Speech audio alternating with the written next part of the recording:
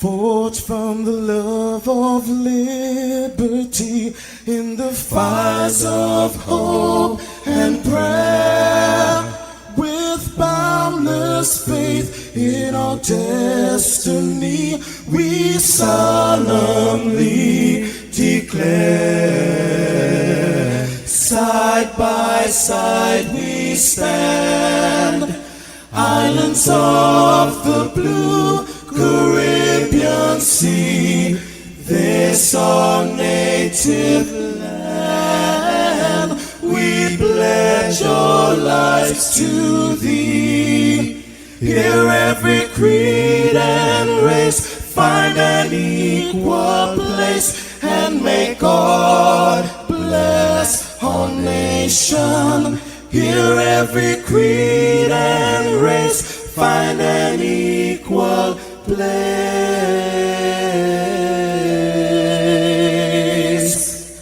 and may God bless our nation.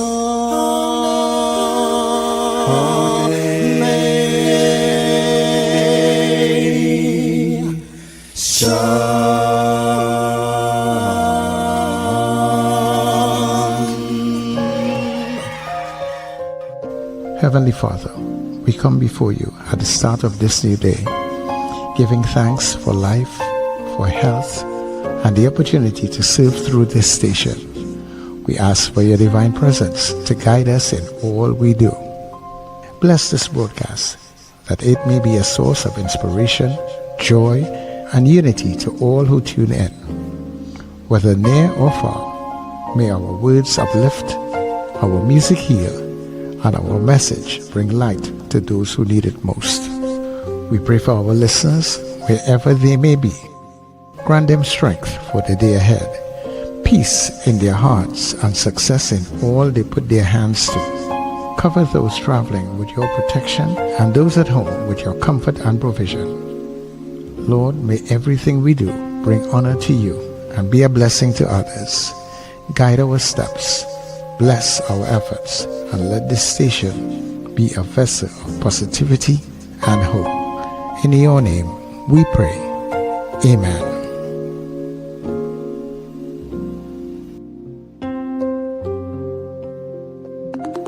Your voice, your soundtrack, your station. New Era TT Radio. NETT Radio.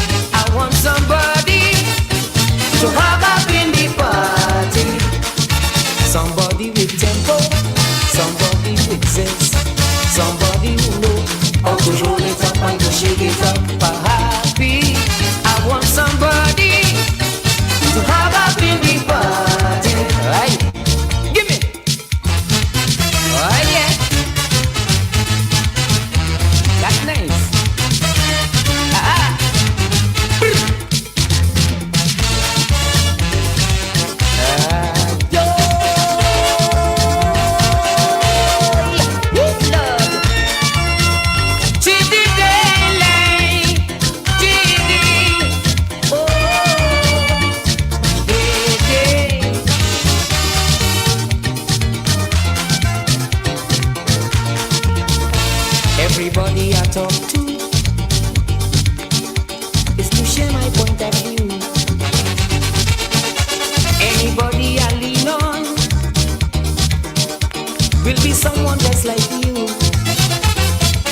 Somebody right, somebody bright, somebody smart, smart, smart, smart, smart, smart, smart. I want somebody to hug up, somebody to squeeze up, somebody to jump up, and everything will be airy, airy, airy.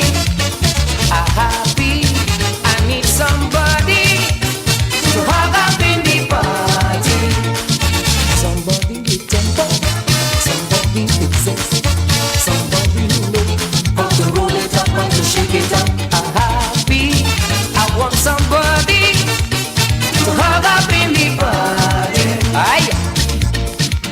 Give me. Day, day. Aye. Aha. Brr.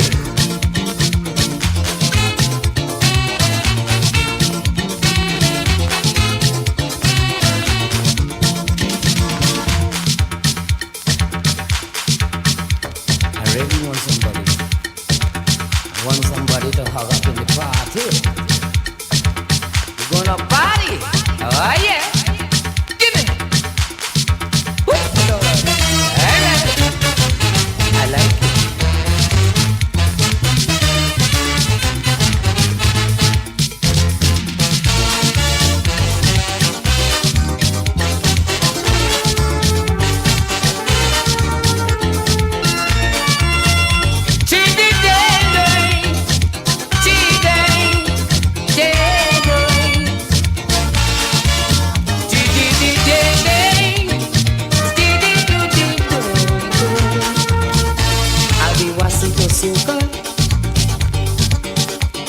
Playing myself alone. If I can't find a partner, simply have somebody home. I'm feeling to enjoy myself and get on bad, bad, bad, bad, bad, bad, bad. I want somebody to hug up, somebody to jam up, somebody to squeeze up, and everything will be airy, airy, airy. I'm happy, I want somebody to hug up in the party. Somebody with tempo, somebody with sense, somebody who knows how to roll it up and to shake it up. I'm happy, I need somebody to hug up in the party. Ah yeah.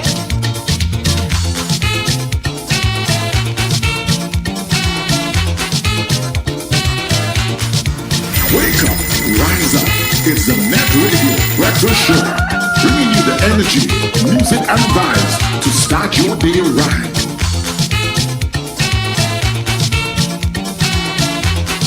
And of course, with that, we say a very special good morning to everybody. That means you, and you too, wherever you may be in this beautiful world. Welcome, everybody, to the gorgeous Stone Island Republic of Trinidad and Tobago. That is where we are streaming, beaming, coming to you from. So let me say a very special good morning to all of TNT. Good to you. Good morning to our neighbors in the Caribbean and our friends and our families that are streaming all around this beautiful planet. Good morning, good evening, good night, good day. Thank you very much for making us your choice. Us being New Era TT Radio, NETT Radio, the heartbeat of the Caribbean, and yes, we take you above and beyond. Actually, that somebody could be you right now. Somebody to hug up, squeeze up, love up, and hang out with. People of yours truly, Sir Charles. Happy am I to be in this space with you as always. Monday to Friday, we are here with you. And of course, this is your Get Up and Go. We welcome everybody right now. Thanks for being here. This is your breakfast show. Get up, it's the time to start the day. The breakfast show is here. We bring in the soca way. Yeah, yeah, yeah, yeah, yeah, yeah, yeah.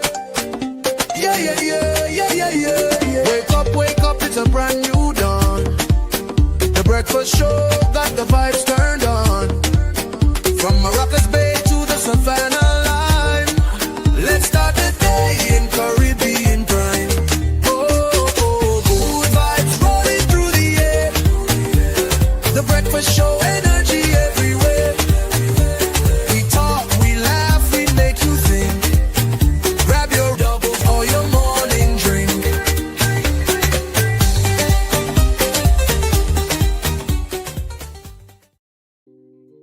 Yes. Grab your doubles, grab your morning drink, whatever it is. And of course, get inside, get yourself ready for your number one wake up and go breakfast show. Good morning, everybody. Good morning to my co hosts. Good morning to Richard, who will join us at some point in time. And of course, Wendell, who is here very early as always. So thank you so much, Wendell, for showing up. I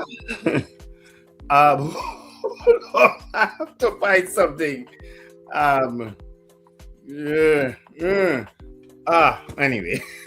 Good morning, St. Charles. Good morning, Trinidad and Tobago. Good morning, Richard Raghubar Singh. And good morning, listeners and viewers all over the globe. Ohio gozaimasu. Right? It's coming in like ice cream. Yeah. It better come in. It better come in. Ohio gozaimasu. All right? To all the folks out there in Japan. Yeah. Oh, it's good to be in the land of the living. Yeah. Anytime you want coaching with that, talk to Robert Taylor. Allen. Sorry. Robert Allen. I remember Taylor come out from boy. Robert Taylor. We have a Robert Taylor in the chat. We do have a Robert Taylor. Okay. Yeah.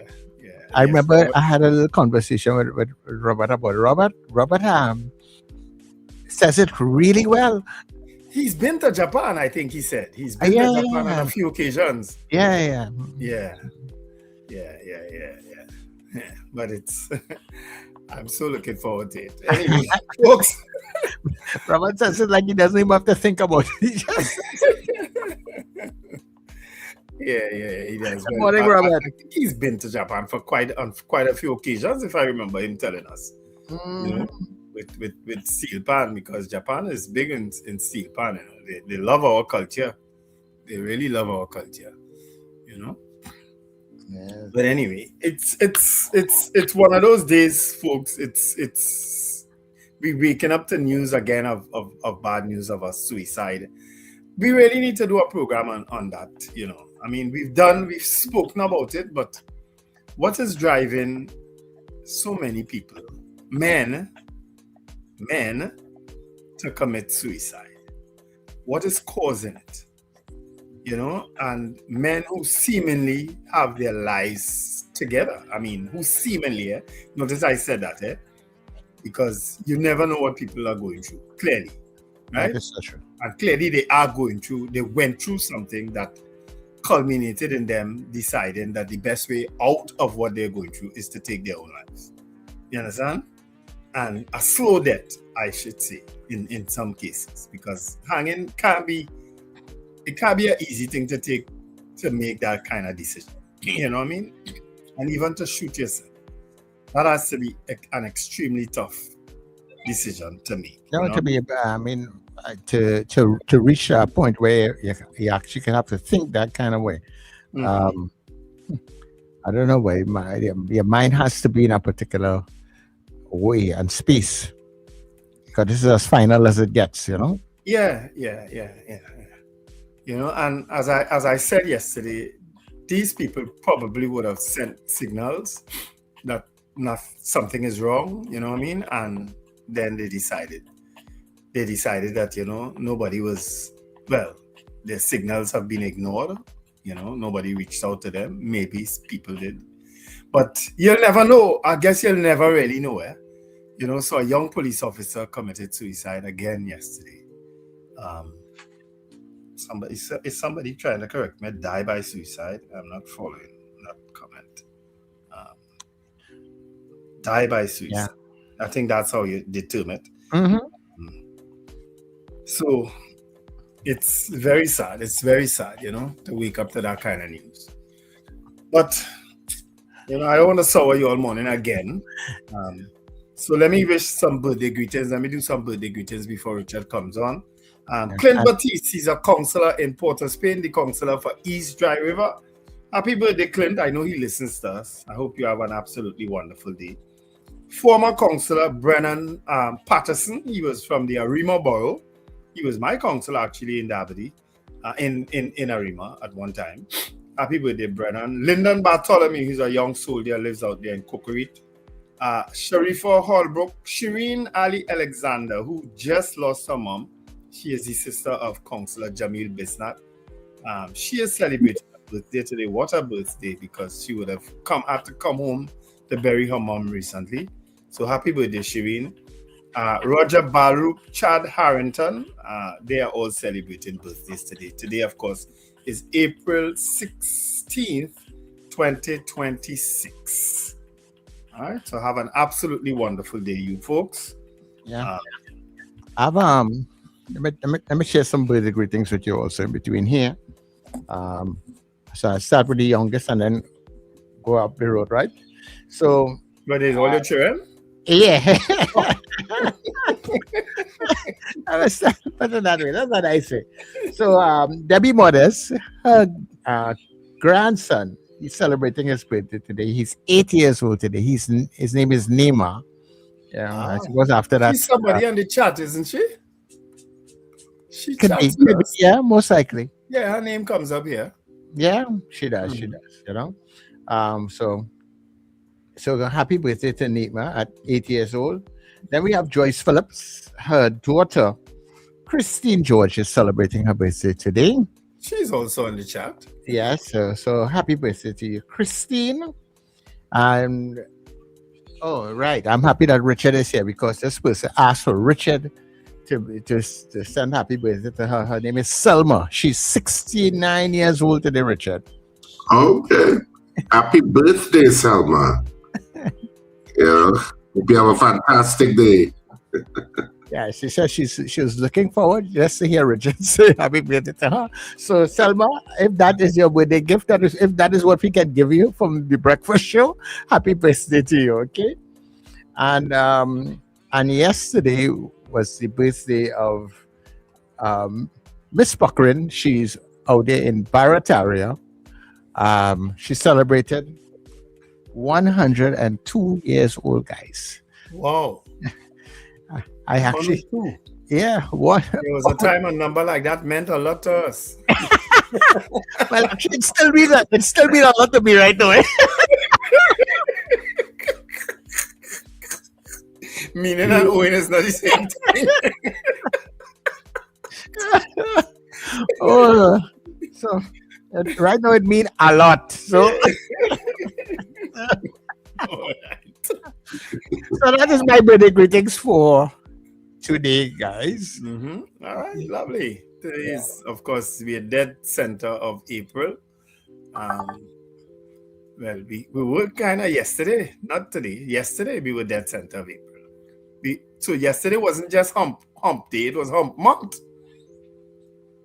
In a kind of way. Meaning? It wasn't just hump day; it was hump month. It was the middle of the month. It was the middle of the month, the 15th. Yeah. Oh, okay. Yeah. So I hope, everybody had the hump yesterday.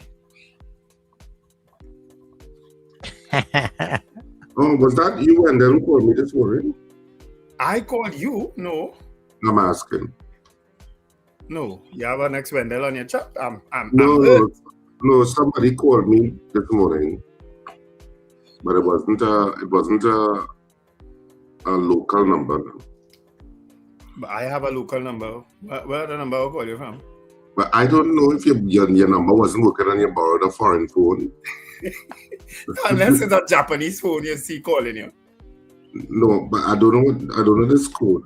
Well, I could find out what code is this. So somebody what time? Like 5:15 or something. That is late. I don't call people them hours. That is late. That everybody up them hours. I call people like 2 and 3 in the morning. That is the hours I just call people. Especially when I'm feeling miserable. And I do feel miserable a lot. Okay, yeah. Anyway, those are all our greetings, folks. Richard, you have any special greetings this morning? You want to say Ohio gozaimasu?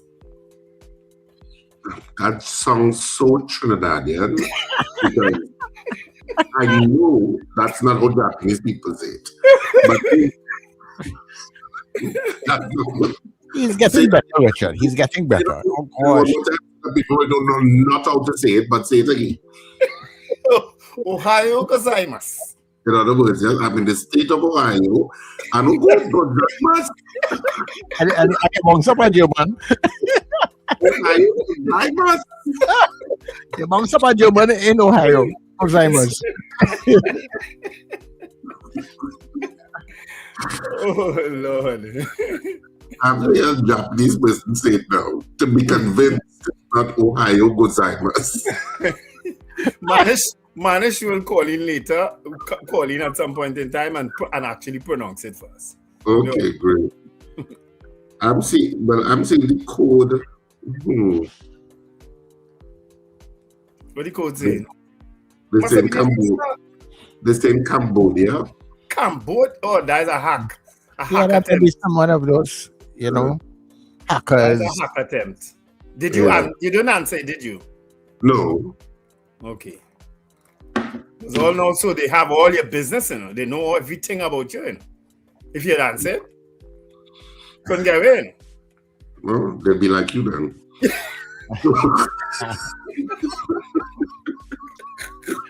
You know all mine, I know all yours. Fair is gay, fair. Anyway, I would say good morning to our listeners and viewers. Good morning, listeners and viewers, wherever you are across the planet.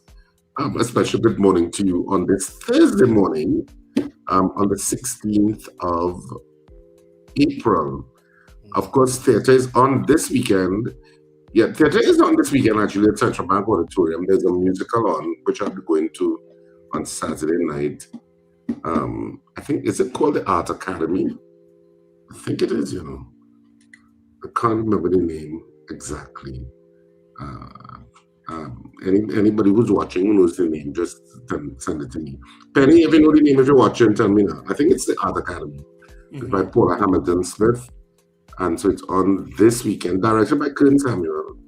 And who the director is, and featuring, well, I think it's a battery of actors and actresses, but I know some of them. And it's a musical, so there'll be lots of singing. But anyway, so that's on this weekend. So, I always say support live theatre, so go out and support live theatre. There's also, I think, something in Naprima Bowl called The Deal with Darkness. I don't know why you came to mind, Wendell, when I saw the name of that play. The what? A Deal with Darkness. But I'm on reputation. I am on record as saying since I went black, I've never gone back. So maybe that's where it came from. So anyway, that's it. But yeah, so stuff to do this weekend. Of course, theatre will be on next week, where we have Scandal in Seedress at Cipriani College on Saturday and Sunday. Saturday the 25th and Sunday the 26th. Saturday at 8:30 and Sunday at 6:30. And of course, tickets are out now at all the usual outlets. And of course, the box office opens on Monday from 12 noon to 6 p.m. daily. You also have next week, Saturday and Sunday at Central Bank. You'll have Two Fat Fellas featuring Penelope Spencer, Rudy, and Cecilia Salazar.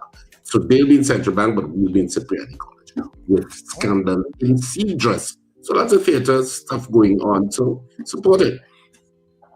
All right, beautiful. All right. What do you have for good news for us there, Sir Charles?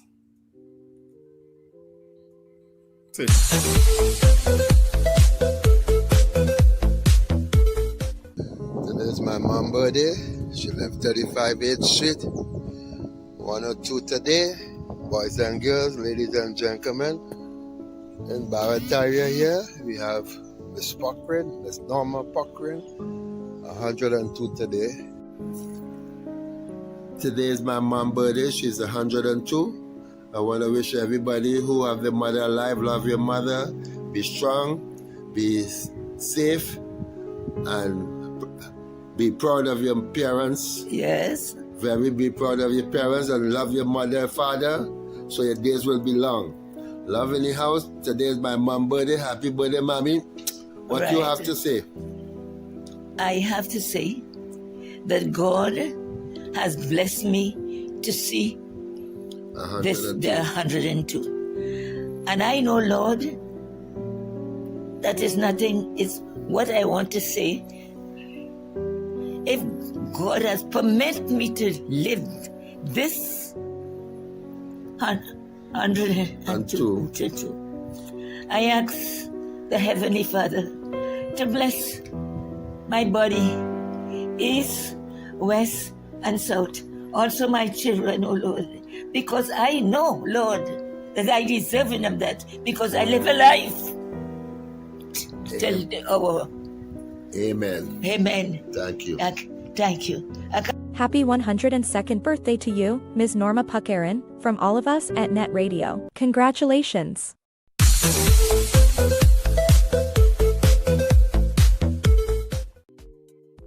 Wow.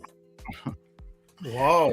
We are doing too, and so cognizant is, of it, because you have so many people who are battling with older parents who, as we know, when we have done the program a couple of times here with Alzheimer's or a version of it, and so, not necessarily very coherent to some people, and so to still have your faculties and be very aware and 102 is in itself an accomplishment. And she's very well spoken, almost like if she was a teacher or something, eh? Yeah, she gave you that vibe. Yeah. She was well, very well spoken, and that she's a particular kind of way. Yes. That's certain amount of authority. That's how she gave it. Yeah, you got that sense. Yes.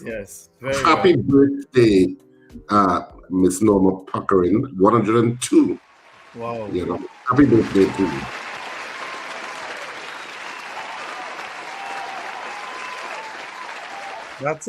That's a great tribute. Morning to Jason Elcock. Jason Elcock's daughter is in that musical, Richard. It's called Arts Academy, a Trinbagonian musical written by Paula Hamilton Smith and directed by Kern Samuel. Kern Samuel is the guy who acts with you, not so? Yeah. All right, yeah. So it's on this weekend. He just sent me. He said his daughter is actually in it. All right. Okay. So morning, Jason and Alyssa. I hope I got your wife's name correct. I didn't get your daughter's name. I know his daughter well because she hangs around with Paula sometimes. Okay. When she comes to plays and stuff like that. All right. Morning, Jason. He never misses this show. When we need information, he's a resourceful person to sending me information, especially insofar as Parliament is concerned. So let's greet some folks on the chat. What is this boy stupsing at? Robert Allen says a very blessed good morning to all viewers and listeners. Robert came in at 2 minutes to midnight. Eunice Dublin, Valerie Mendoza. Am I going too fast for you, Richard?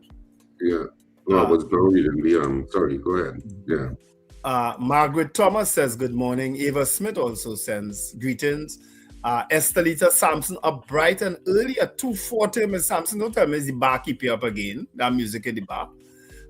Beefy Smith, good morning. Odell Guy from Grandy. Maria Cellier. Deborah Noel Surrett, who also says she would like to wish her friend Bernard Lee a happy birthday today. Well, friend, you didn't put that in inverted commas, Deborah. What kind of friend is that? We interested. Mr. Lee, you're a lucky man for Deborah Noel Surrett to send a whole greeting for you this morning. Happy birthday. Have a fantastic day. I'm very miserable, right, people? Boy Bidesi from Debe, Robert Taylor, Apollinaris, Marlon Motley from North Valsane, Kenny in Harlem, Pamela O'Connor, manager, that's Norris Ferguson, Sandra Gabriel, good morning to the handsome NETT crew. We'll take that. Felix Kazo, good morning, gentlemen. Arlene Lois, Prabha Ramdial, morning, Miss Ramdial. Diane Payne, Debbie Modest, she's not celebrating anybody, right? I think it's her daughter, Sir Charles. I think that's what you said. Marcia Rock, good morning. My grandson. Her grandson. All right. Yeah. Marcia Rock out there in Orlando, Florida. Manuela Peters, Sherwin and Juliet Kerr in Arima. Trini Mill Kitchen, Oshawa, Ontario. Michael Cadet, Carol Guevara out in Chaguanas. Slick Money Grip from Port of Spain. Julia Samantha. Kathy Ann Charles from Cascade. And Arlene in Bronxville, Texas. Primary Netball. That's a new name, I think. Good morning, gentlemen and everyone. Joyce Phillip, Gavin Frank in Powder Magazine, Marlene Saunders Sobers, Alistair Hart in San Fernando, Carla Hercules, Claire Lendo Rollins, Carol is singing as usual, Ozzy Molino, Dwayne Sylvester, Merle McComey, Wayne Ramsey in Fort Lauderdale, Ingrid in Tucson, Arizona, Anthony Tinto in Ontario, Canada, Toronto, Canada, sorry, Sherma Paul, Susie B, David McCarthy. Thankful Thursday to all. Maximum respect to the Trillion Trio. The Man Crab, that's Jaron Joseph. Long time no hear from Jaron. Thanks for continuing to watch and listen to the best show on radio. Bridget Buchanan, Sadness, you will see a lot more. Hopefully not. Brent Hackshaw, good morning. Debbie Modest, happy birthday to my grandson Neymar, 8 years today. Happy birthday, Neymar. He has a Brazilian star football name. Elizabeth, who is Suzette, just Elizabeth, who is Suzette Jessup. Good morning to Charles, Wendell, and Richard. Kurt Hope in Nashville, Tennessee. James Purcell out there in Cleaver, Arima. Morning, James. Old Parandero. Beverly Andrews, why am I not hearing you all? Where you listen to us from? Is anyone else hearing? All right, she says she's hearing now. Cheryl Henry from Digger Martin, good morning. Margarita Chow. That lady is 102. She looks great, doesn't she? Them is twin. Oh, you probably mean the mother and the son. Yeah. The 103-year-old woman and her son. They have the exact face. Eh? Yeah. Happy birthday, Miss Norma. And Miss Andrews is chatting away. All right, so those are the greetings on the chat. All right, so coming in early on the WhatsApp this morning, we had Kent out there in Laventille. Also, Mahi out there in Columbus, Ohio. Good day to you. Fifi in Ethiopia came in right after Mahi. Archbishop Ashton Clark in Canada. Good day to you. Ingrid, good morning to you in Arizona. You're here also on the chat. Sherwin White, good morning to you. DJ Docs International.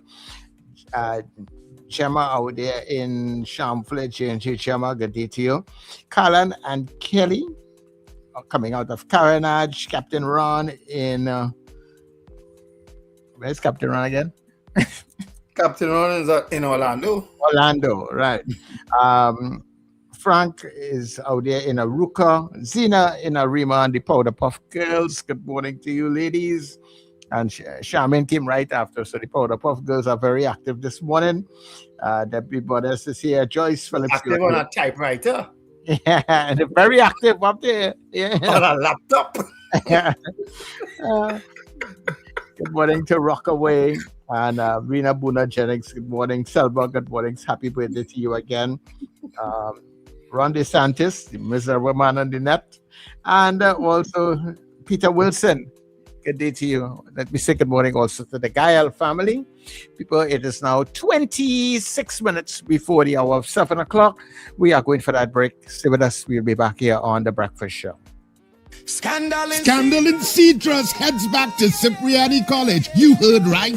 The Scandal is back at Cipriani College on Saturday the 25th of April at 8:30 p.m. and Sunday the 26th at 6:30 p.m. Tickets available now at usual outlets and online. Box office at Cipriani College opens on Monday 20th of April, 12 noon to 6 p.m. daily. People can't get enough of Scandal in Citrus. Cipriani College, we coming back. Scandal in Citrus.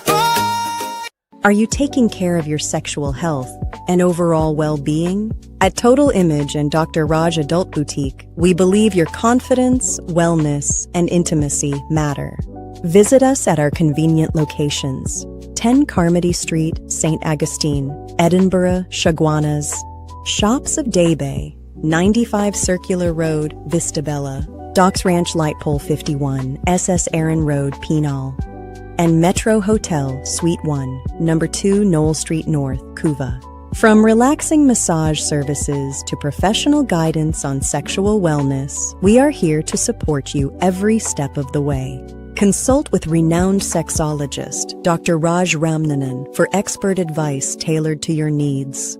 Take the first step toward a healthier, more confident you. Call 285-9739 or 645-4543 to book your appointment today. Total Image and Dr. Raj Adult Boutique, where wellness meets confidence.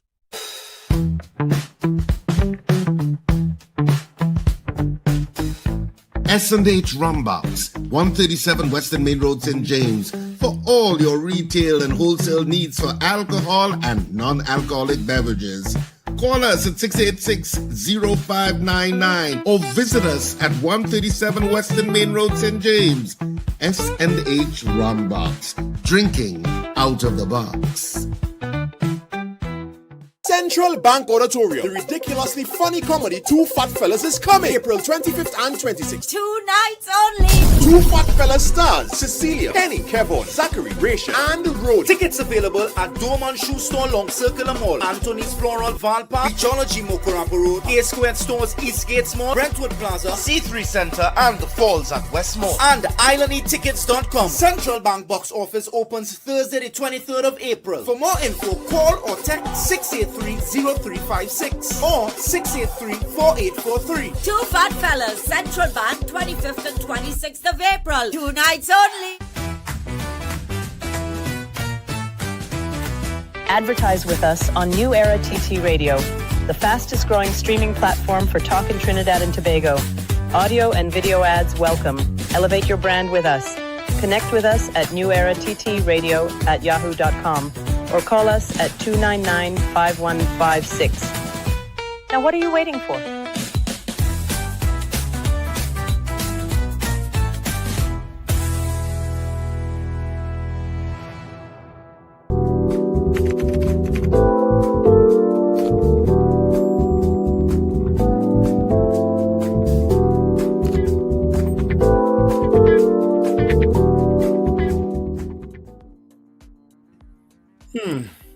All right. Morning to Victor Phillip, who joined us on the chat since we took that break. And of course, we could go straight into the news headlines. Richard may have jumped off a bit. Disgraceful silence. This is today's Express Online. Disgraceful silence from foreign ministers. That's one of the stories in today's newspapers. Mother, he did not deserve that. I don't know what that story is about. Apparently, it's about a poor farmer. Safety first. There was standing room only at the church, and that's. Oh, I think that was the situation I was saying with the with her son. I think that got shot. You know, and she says that her son is not involved in any kind of stuff and thing like that. He's a very quiet individual, goes about his business by himself, but apparently they started to do some farming on some piece of land and like that creates some kind of rift. Land will create rifts, trust me. Mm-hmm. You know, these headlines though are so kind of cryptic sometimes. You have to actually click on the story, you know.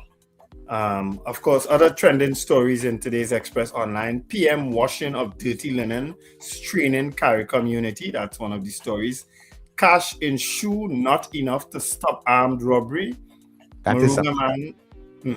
Moruga man dies after fall from roadside wall.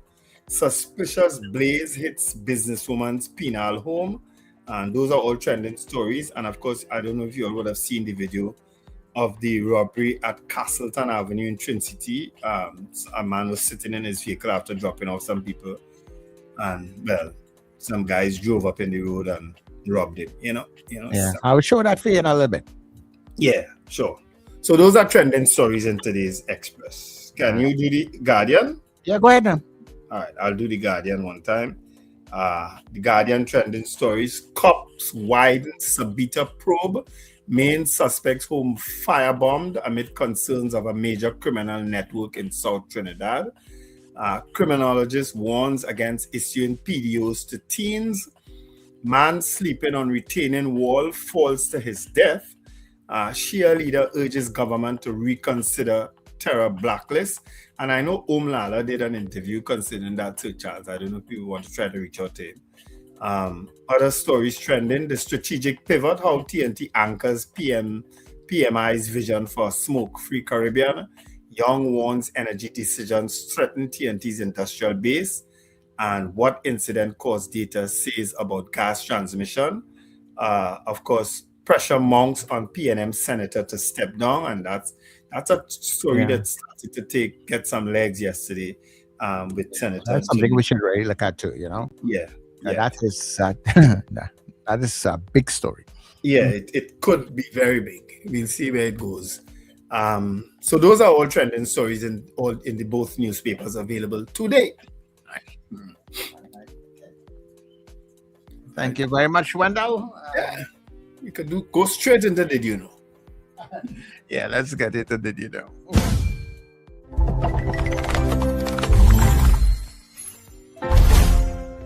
Did you know the food we love across the Caribbean is actually a blend of cultures from around the world? Every dish tells a story of history, migration, and identity. Caribbean cuisine didn't come from just one place. It's a mix of African, Indian, European, indigenous, and Chinese influences. Each group brought ingredients, cooking styles, and traditions. African influence is one of the strongest. Enslaved Africans brought cooking techniques like slow stewing, seasoning, and the use of one-pot meals. Dishes like callaloo reflect this heritage. Indian influence came through indentured laborers.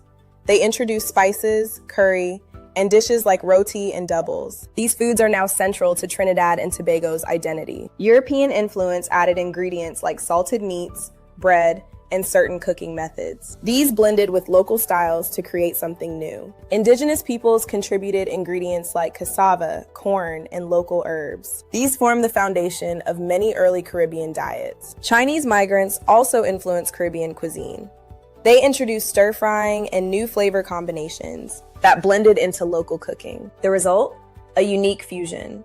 One plate can carry history from multiple continents, and food becomes more than just a meal. It becomes culture. So the next time you enjoy your favorite dish, remember, you're tasting history, culture, and generations of influence, all in one bite. If you didn't know, now you know. For more great content, listen to NETT.com, follow us on social media, leave a comment. We'd love to hear from you.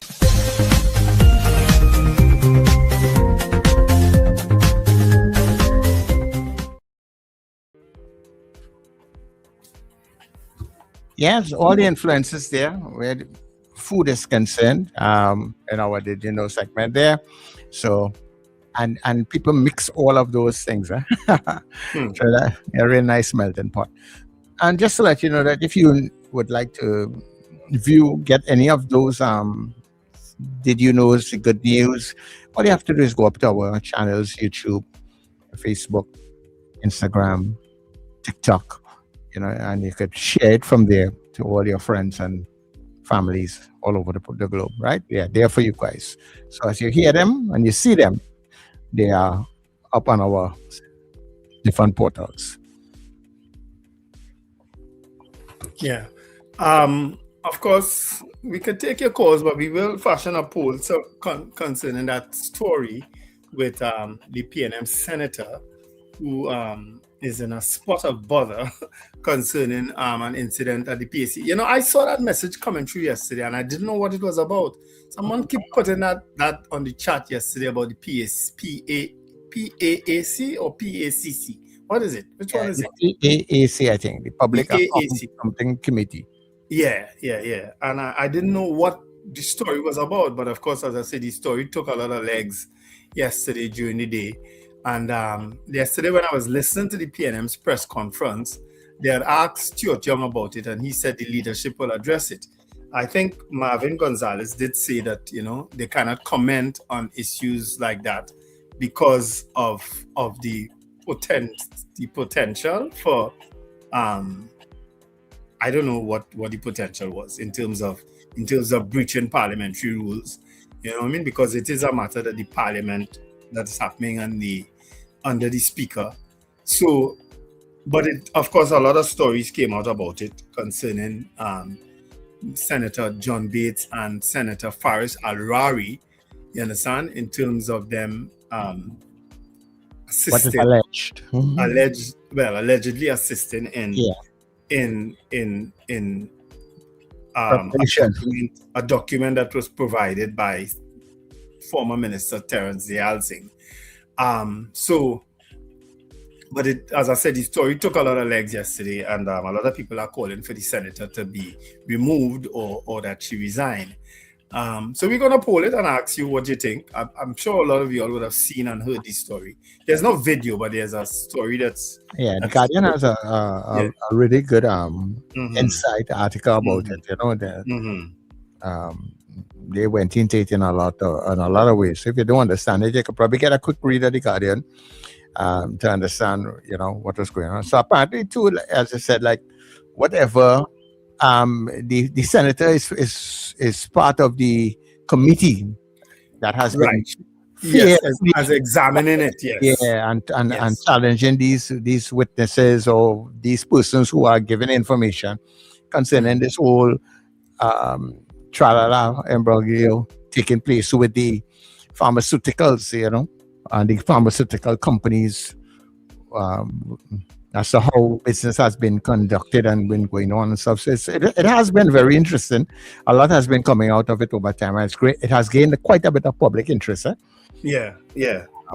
of the revelations, and I mean, they have really been going at it, but it now tends to put a whole different light on the whole thing. I'll say, if in some cases, because what is being revealed now, you're wondering how many other persons may have been prepared like that, you know. So it really puts is it something that was common all the time? You know, and that is the thing. I feel some of those things in Trinidad and Tobago, when we hear them, they are not new things that happen. They are things that get out.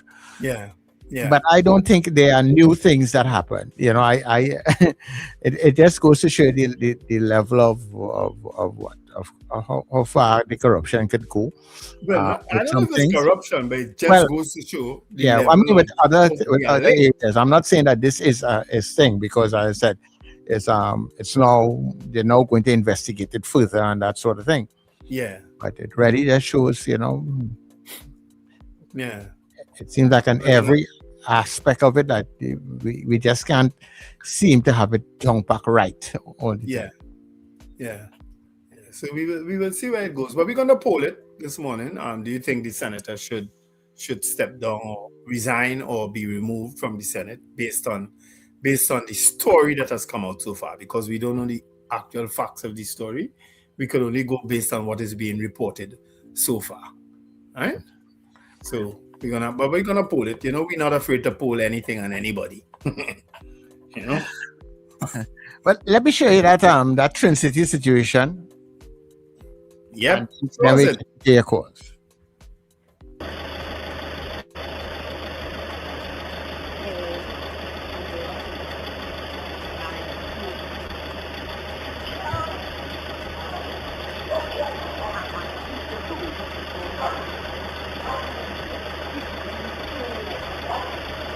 So apparently the guy was waiting on somebody. He dropped off those people, I think. And he was just, I guess, waiting till they reach inside safely. That's what it looked like to me. But, I mean, the minute I see lights heading my way, because that looked like late. What that was? That was 10 o'clock in the night. Just after 10 in the night. You have to secure the vehicle. And especially when men jump out there, man, like we need to drive them out of.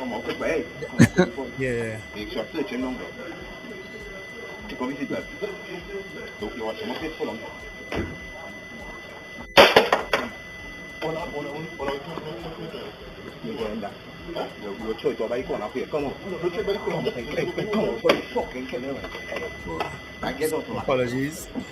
We don't apologize. I'm not saying. You met some patient bandits. I'm not saying. I'll fucking kill him. Okay. Oops. And I said he had all that going on with it. I didn't realize it out there. Yeah. Unlike Susan, what she think, I just can't mute it. Yeah, sorry about that. Yeah, but if you are you're in your vehicle, I mean, because like the way how the tenor of the place is, you can't afford to take any chances or anything. You know, you have to be prepared. You drop off people, they're going inside. I mean, lock your doors, be ready to move. So Charles, can I tell you something? That exact same thing happened to me 30-something years ago. I know people, they say, well, Wendell have a story for everything. Well, he does. Like Mr. Trinity? Yeah, no, you know, but I would have given this on radio, so it's nothing new. It's nothing I'm making up. I was visiting a friend right next to Long Circular Mall. They still live there, actually. The family still lives there. The house next to Long Circular Mall in St. James. It was 8 o'clock at night. And I was chatting with them. They were standing on the pavement. I was sitting in my car. My door was open. And I observed two fellas walking towards me. I saw a car pass me and turned down a street. But then after a while, two fellas started to walk towards me. And my sixth sense kind of kicked in, and I was keeping my eye on them and watching them. But as soon as they reached alongside my car, they ran across the road with guns drawn and tell me to get out of the car. Now, I bouncy started to drive off, but then the people who were with me, well, the girl, one of the girls, she was standing on the pavement right by my car door talking with me. And she started to get hysterical, and I just switched back off the car, and they took my car and got, you know. Wow. So those things happen, and it's opportunities when they pass in and they see, you know, because they ain't going looking to steal a car with somebody park up in it. It's an opportunity. These fellas are out and about prowling now, and you've seen it more and more now. They're out and about prowling, and any opportunity to get, they will take. So people just be careful. I got back my car back then. I was lucky, you know what I mean? But it happens. But when those guys, were those guys from that video that you just played with the colorful language, were those guys caught? Have they been caught yet? We haven't heard anything. I haven't heard anything about them. Because from them speaking, there must be people who know they are. Okay, I hear you. But would you people who are close to you will know that's you. Well, let's put it this way: when it happened to me, there were people who knew who it was and who got information to me, and that's how I got back my car. Exactly. And then this one, there's some video, and I assume the police can clear up the video more. And but there's also vocals. You're hearing their patterns of how they're talking. So there's some people who will know. Once you know one, you can track the rest here. Yeah. And I'm sure they could get a closer look at the car from maybe another camera on another property down the road, because the car came up the road. It came up the street. You know, so they may be able to get that. The greatest defense to all of that is to catch people who do it. And that they know they will be caught. I'm sure you all remember my story, you know. You know why? Because I told you all that when I went to court the time, when the guy was held and ended up in court. And when I went to court, there's when I hear my name, boy, Wendell Stephen, echoing on. I said, but wait, I am not the person who perpetrated the crime. I'm the victim, and my name's shouting out loud in court. I left the court and never went back.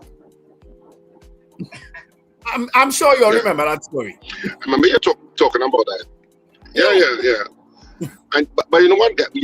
But the issue in situations like that is that there is always a kind of human thing that we go to the victim and try to decide what the victim did wrong. The victim didn't do nothing wrong. No. The victim shouldn't have to experience what they experienced. But as humans, we start to judge. You should have been looking out. You should have seen this. You should have seen that. That's where social media goes. But Richard, we start to judge the victim. Yeah, I hear you. And it really is not about the victim.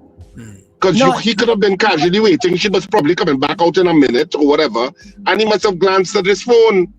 Yeah. No, but what I'm saying also, sometimes it's not really just to say trying to blame the victim, you know, because we know the situation as it is, where people are not catching these criminals, and these criminals are doing what they are. So you're more or less trying to get people to be a little more alert, because they are not catching these people, and these crimes are not slowing down. Yeah. Well, the TDPS will disagree with you, Sir Charles.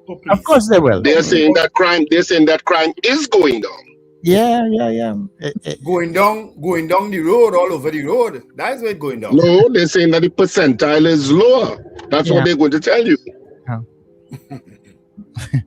Yeah, but even if on their books they might be seeing certain things lower, it is not low enough to make a difference to the average individual. That come like when I went down to PriceMart and the man tell me if I use my Scotia card I will get 3% off, and I'm saying, but I go in and buy something that costs $50. Will 3% do it for me right now? You understand? If I buy something for $50,000, a different thing. The police has to be actually have a vested interest in running down these kind of crimes. Clearly, because the police will show up at Miss Darby's door to find AirPods the other day. They didn't do that just so. Trust me. Yeah. That had to be on serious instructions. Yeah. Let's see if we can take a couple of calls as we go up to the top of the hour. Caller, good morning. Today, while waiting so long. Mr. Grant, good morning. The three musketeers. When they'll go out there, they get back here all them years. You never tell me that. Yeah, that happened. That happened when I was a young man in business. You see the thing with the little PNM senator, they are watching it last night. They say she coaching. But you know that most serious thing went through Parliament, men who was in charge with all kinds of things, and they sit down in Parliament for 5 years. You understand?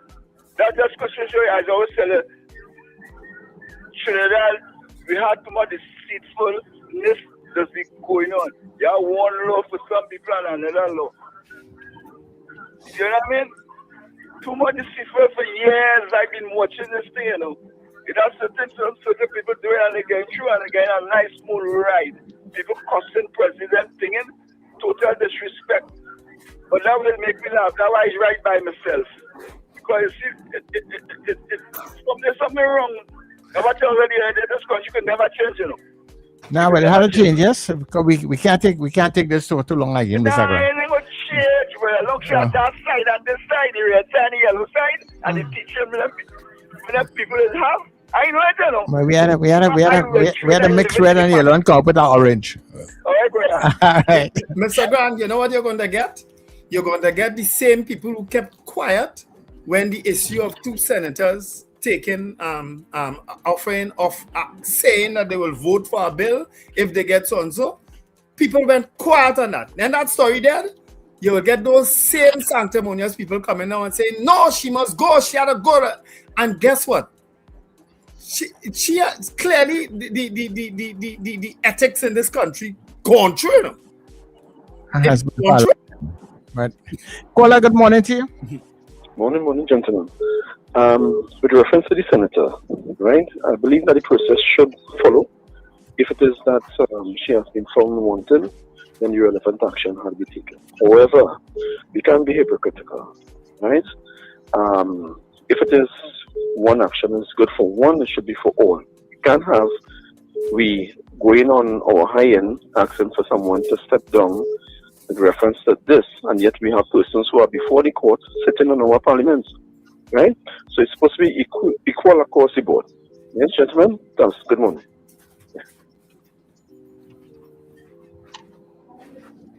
Yeah.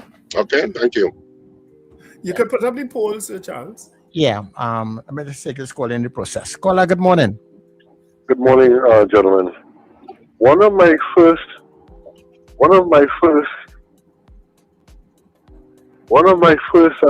greatest lessons that I learned in the regiment is actions on and it lasts with me for my entire life. Action zone simply means in whatever situation that you're in, always imagine what is the worst thing that can happen.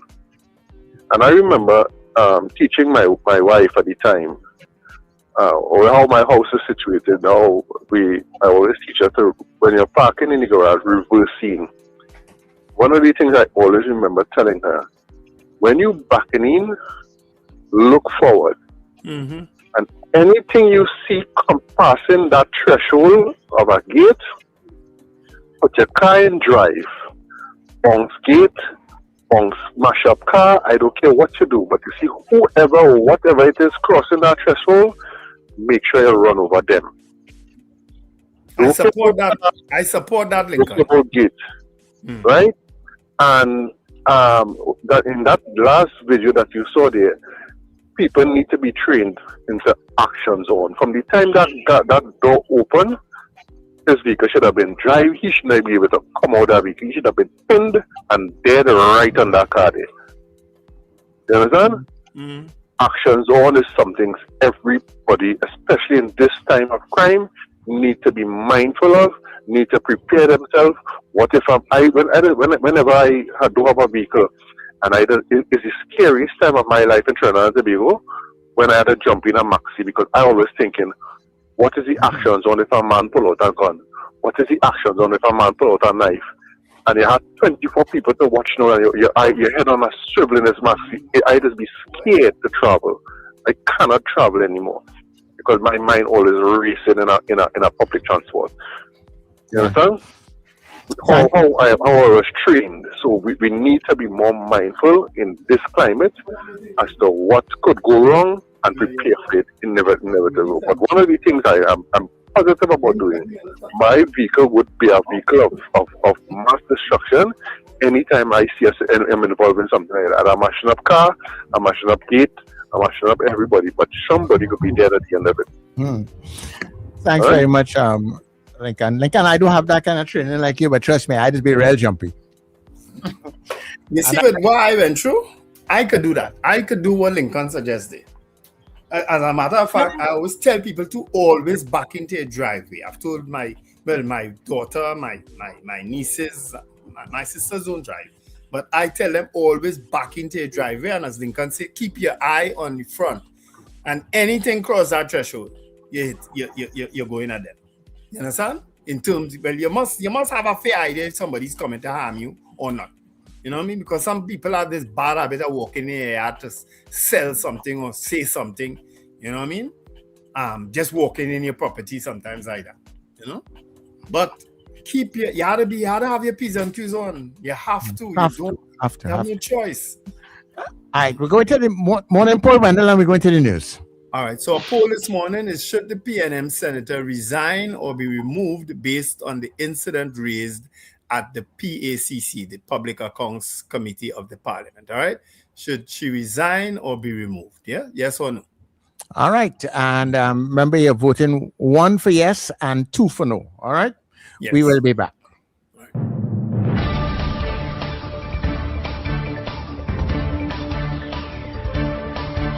The news you need, the clarity you deserve. Local, regional, global. This is NETT Radio News Now. This is News Now for Thursday, 16th of April on New Era TT Radio, NETT Radio, and Gael Caribbean TV. I'm Derek McMillan. Good day, everybody. Prime Minister Kamla Persad-Bissessar has intensified her criticism of CARICOM, accusing the regional body of lacking transparency and proper governance in the reappointment of Carla Barnett. She said a statement from Chairman Terence Drew failed to address key concerns, including a WhatsApp message indicating the meeting was restricted to heads of government only. The Prime Minister is again calling for documents such as meeting minutes and performance appraisals to justify the process. Meanwhile, in Antigua and Barbuda, Ambassador Ronald Sanders has added to the pressure, suggesting Barnett should consider resigning to avoid deepening divisions within the regional bloc. Sanders said if he were in her position, he would step down on principle, arguing that no individual should stand in the way of regional unity. the developments highlight growing tension within CARICOM as questions over transparency and leadership continue to dominate the regional agenda. Public Relations Officer of the Concerned Muslims of Trinidad and Tobago, Imtiaz Mohammed, is accusing the government of Islamophobia following its designation of Hezbollah, Hamas, and the Islamic Revolutionary Guard Corps as terrorist entities. In a statement, Mohammed questioned the government's independence and criticized Prime Minister Kamla Persad-Bissessar, suggesting the move aligns with positions taken by the United States and Israel. He argued the decision could stigmatize Muslims and raised concerns about its broader implications locally. However, former Attorney General Faris al-Rawi supported the designation, saying terrorism is a real threat, while noting enforcement will depend on strong prosecution measures. Other voices, including independent and opposition senators, have also raised concerns about the evidence behind the move and its potential impact. The integrity of a parliamentary inquiry has been called into question following allegations involving opposition Senator Janelle John Bakes. The issue arose during a sitting of the Public Accounts and Administration Committee, where members were examining pharmaceutical import processes. The committee was forced to adjourn after it emerged that a witness statement submitted by former Health Minister Terence Dale Singh contained tracked edits, reportedly showing assistance from John Bates. The development has raised concerns about a potential conflict of interest, as committee members are responsible for scrutinizing witnesses. Chairman Jagdev Singh described the adjournment as regrettable but unavoidable, while the matter is expected to be addressed when the committee reconvenes. A man has been robbed of $7,000 shortly after withdrawing the cash from a financial institution in Port of Spain on Tuesday morning. Police say the victim hid the money in his shoe after leaving the credit union, but was later confronted by 3 men, one armed with a gun and 2 with knives, at the corner of Oxford and Henry Streets. Fearing for his life, he handed over the cash despite his attempt to conceal it. In a separate incident in San Juan, a 64-year-old man was assaulted and robbed while painting a gate. 2 suspects were later held by police, while a third remains at large. Meanwhile, officers have also seized 2 firearms and ammunition during an anti-crime exercise in Charleville, arresting a 35-year-old suspect. Police say investigations are ongoing and are urging members of the public to share information to help combat crime. Trinidad and Tobago is not facing an immediate drought, but drier conditions could develop later this year, according to the Trinidad and Tobago Meteorological Service. In its latest outlook, the TTMS says typical dry season conditions are expected through June, with little concern for agricultural drought in the short term. However, a shift is possible from July, with central Trinidad and parts of Tobago likely to experience reduced rainfall, lower soil moisture, and decreased water availability. The service is urging farmers and the public to conserve water, monitor irrigation, and avoid activities that could increase wildfire risk. While there is no immediate cause for alarm, officials say continued monitoring will be key, as changing climate patterns could influence conditions later in the year. In international news, 3 successive Israeli attacks in southern Lebanon have killed at least 3 paramedics, according to Lebanese officials, who are accusing Israel of deliberately targeting health workers during its ongoing war with Hezbollah. The Lebanese Health Ministry says an emergency team from the Islamic Health Association was struck while responding to an earlier attack in the Nabatea region, killing 1 paramedic and leaving another missing. A second rescue team sent to the same location was also hit, injuring 3 more medics, followed by additional strikes on ambulances from other emergency services that killed 2 more paramedics and wounded several others. One of the victims was identified as 43-year-old paramedic Fadel Serhan, who had previously been featured in a BBC report documenting the risks faced by emergency workers in the conflict zone. Lebanon has described the attacks as a flagrant crime, while the Israeli military has been approached for comment. That was news now. Stay informed with New Era TT Radio, NETT Radio.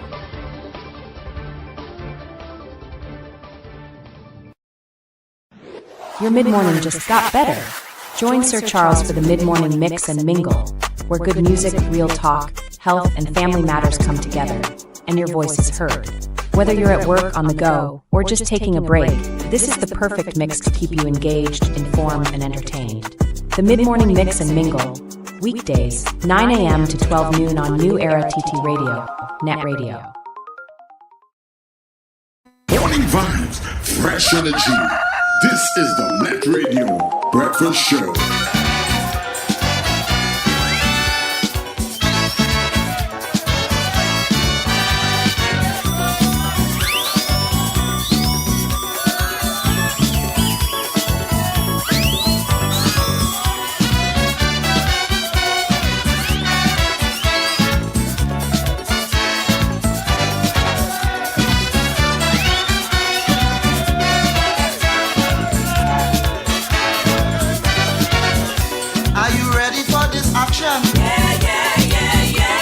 Listen to my instructions.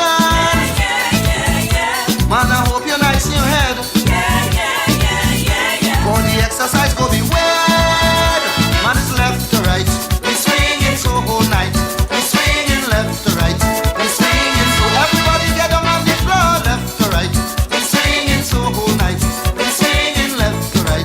We swinging so hey, hey, hey.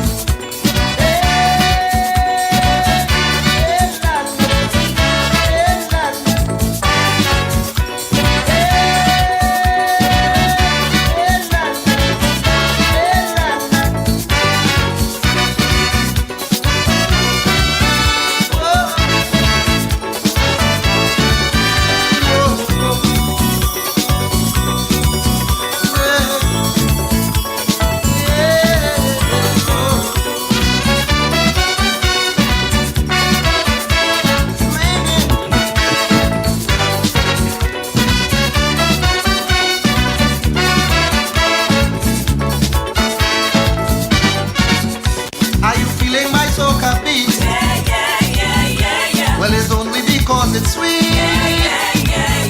We will swing the soca all night. Swing until we spirit get light. Man is left to right. We swinging so whole night. We swinging left to right. We swinging so everybody get down on the floor. Left to right. We swinging so whole night.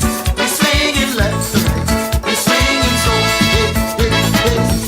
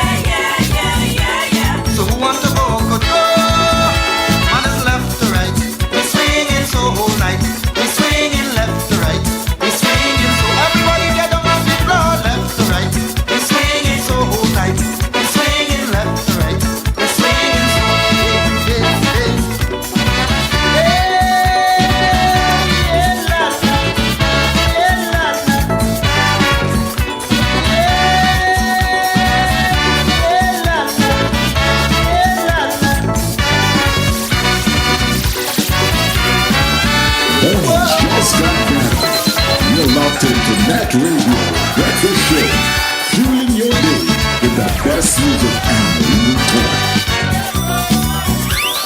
And that is a combination that is hard to beat, right? You get the best music. You get the best music, and of course you get real talk right here on The Breakfast Show. Welcome inside the second hour of The Breakfast Show, people. Wendell Stevens Richard Ragobar saying, yours truly, Sir Charles. We're here Monday to Friday to keep you company on NETT Radio, New Era TT Radio, and Gael Caribbean TV. Say good morning to the folks on Gael Caribbean TV. Good morning to all our early risers. The Anthem crew, good day to you, and thank you very much for being here. Remember when we come off of the TV feed and social media feeds after around 8:30, somewhere around there? Well, then you can join us at netradiott.com. That's NETTRADIOTT.com. That way you'll listen to us all day, every day. On TuneIn, NETT Radio Trinidad. So you'll be able to get us on all your Alexa and Google devices. Just tell Alexa to play NETT Radio Trinidad, all right? And of course, those are the handles also for all our social media pages: NETT Radio Trinidad, Facebook, YouTube, Instagram, and TikTok. Put your stamp on all of those pages, right? So like, subscribe to all of those pages, so that we can get more followers on the inside, yeah? Also, when you go to any one of those sites or on our website, there's a blue button that says donate, so you can support the channels with your donations to keep us up and running, okay? As well as you can advertise with us here on the net, and we'll make sure your ads are not just heard but seen, you know. So it's now 16 minutes past the hour of 7 o'clock. Let me give you a global time check for that. In Port of Spain, Brooklyn, Orlando, Toronto, Georgetown, 7:16. If you're in Albuquerque, well, 6:15. For the folks out there in London, 12:15. Addis Ababa, 2:15 p.m. In Tokyo, 8:15 p.m. And if you're out there in Sydney, Australia, it's 11:15 p.m. Yeah, so that is your global time check here on the net. Continue to vote on the poll. Did I tell you what the poll is?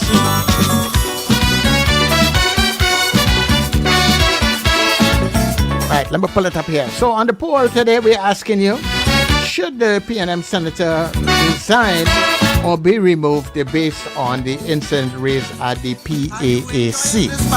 Remember, you're voting 1 if you're voting yes, and you're voting 2 if you're voting no. When we come back, we will tell you how you voted.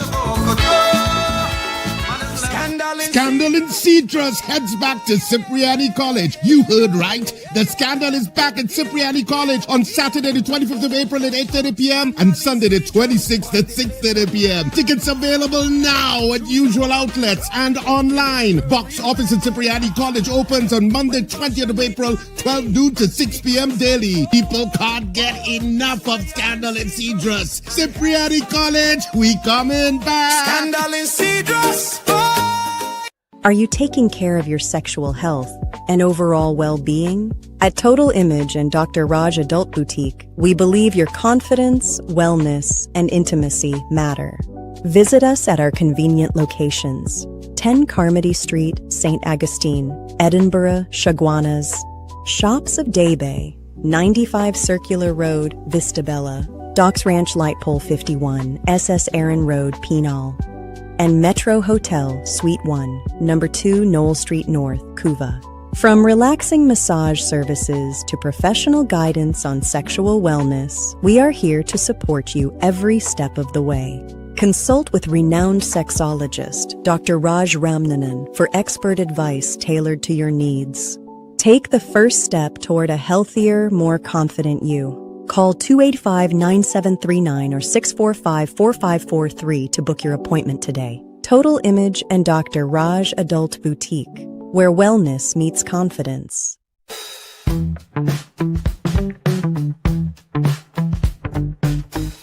S&H Rumbox, 137 Western Main Road, St. James, for all your retail and wholesale needs for alcohol and non-alcoholic beverages. Call us at 686-0599 or visit us at 137 Western Main Road, St. James. S&H Rum Box. Drinking out of the box. Central Bank Auditorium. The ridiculously funny comedy Two Fat Fellas is coming April 25th and 26th. 2 nights only. Two Fat Fellas stars Cecilia, Penny, Kevon, Zachary, Rachel, and Rhoda. Tickets available at Dorman Shoe Store, Long Circular Mall, Anthony's Floral, Valpark, Beachology, Mokorapa Road, A Squared Stores, Eastgate Mall, Brentwood Plaza, C3 Center, and the Falls at Westmore. And islandetickets.com. Central Bank box office opens Thursday the 23rd of April. For more info, call or text 683-0356 or 683-4843. Two Fat Fellas, Central Bank, 25th and 26th of April. 2 nights only. Advertise with us on New Era TT Radio, the fastest growing streaming platform for talk in Trinidad and Tobago. Audio and video ads welcome. Elevate your brand with us. Connect with us at newerattradio@yahoo.com or call us at 299-5156. Now what are you waiting for?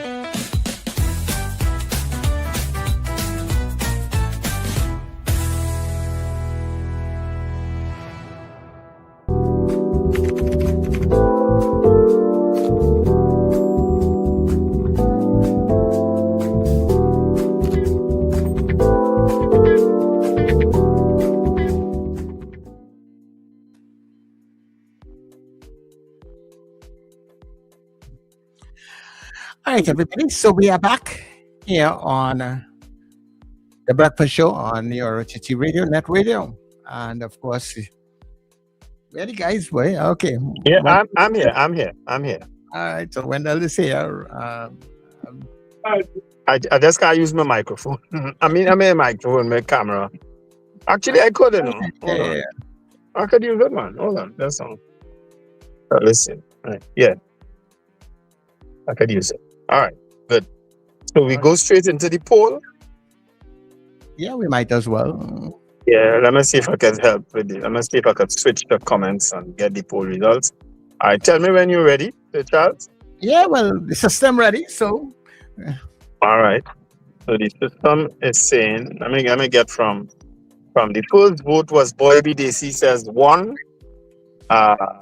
David McCarthy 2, Alistair Hart 1000% agree. I don't know if that's a 1.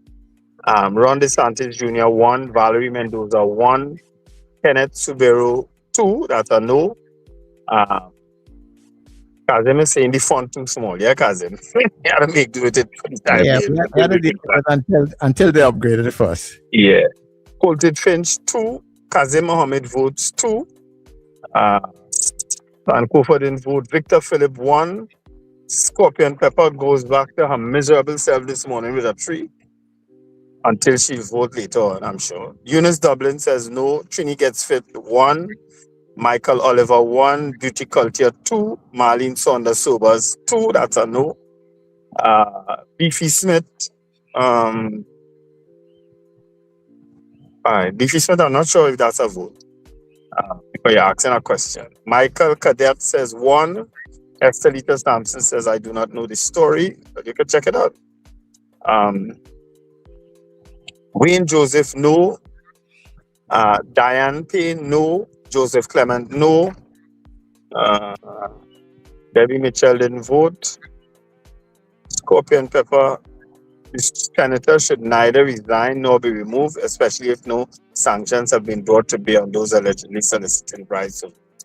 Well, it's not one and the same, but we could chew gum and where's the other one and play skip rope at the same time. When will the Speaker and Arnell resign? St. Aubin 1. Suzanne Jessup, no. 2. Debbie Mitchell 1, yes.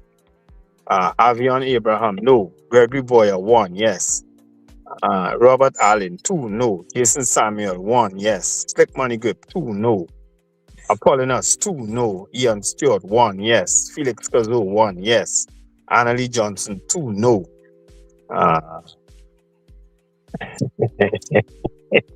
I'm not driving. Interesting. I'm not the one driving. Trini Mull Kitchen 1, yes. And Beefy Smith 1, yes. So, Scorpion Pepper, you're minding my business. No, I'm not the one driving. She's a real Trini. Trini to the What? bone. Puckerin. And I Trinity. have just one more vote. So Charles Johnson Wells said 2 no. All right. So those are the votes I have in the chat. All right. So lots of votes on this one. So we have Pauline saying yes, 1. Rockaway saying 1. Captain Ron saying 2. NYC, I suppose that is New York City, saying 2.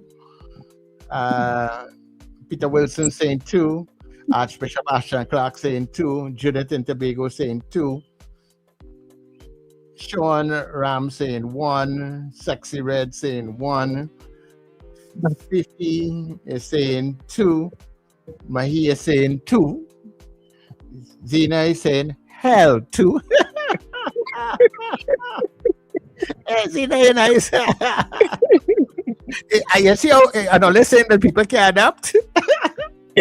Yes, the Powder Puff Girls. Hell 2. Brenda and Penal 2. Can win 1. Yes.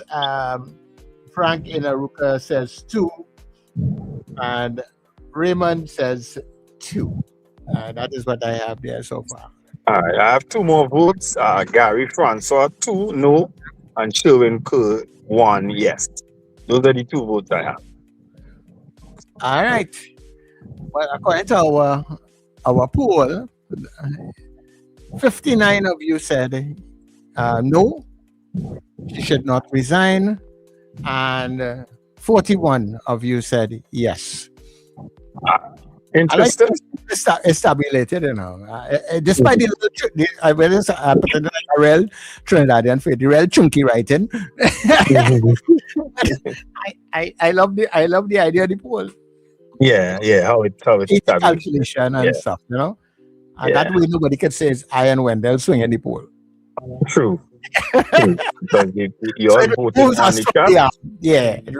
It removes us from you know, making our own decisions and trying to do anything. So it's just plain and simple what you guys are saying outside there.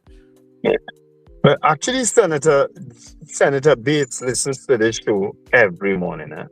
I'm sure she's listening now. So she'd be very, how I should put it, curious in terms of our poll results. So 59% said you should not resign or be removed, Senator, and 41 said you should. Yeah. So we'll see where that goes in terms of what's going to happen in the time. Yeah. If I had to go, if I had to be consistent, I would say yes, she should, based on what I've read so far. But of course, we don't have all the facts. You understand? But I admire Senator Bates. we've always been friends. We've been friends for a while. How this situation happened, I don't know how it happened. I don't know all the facts. But as I say, I'm consistent when I'm not a hypocrite. You know what I mean? And if what is not clear to me, what? Sorry, Richard, you go ahead. What is not clear to me, Wendell, is what exactly is the issue.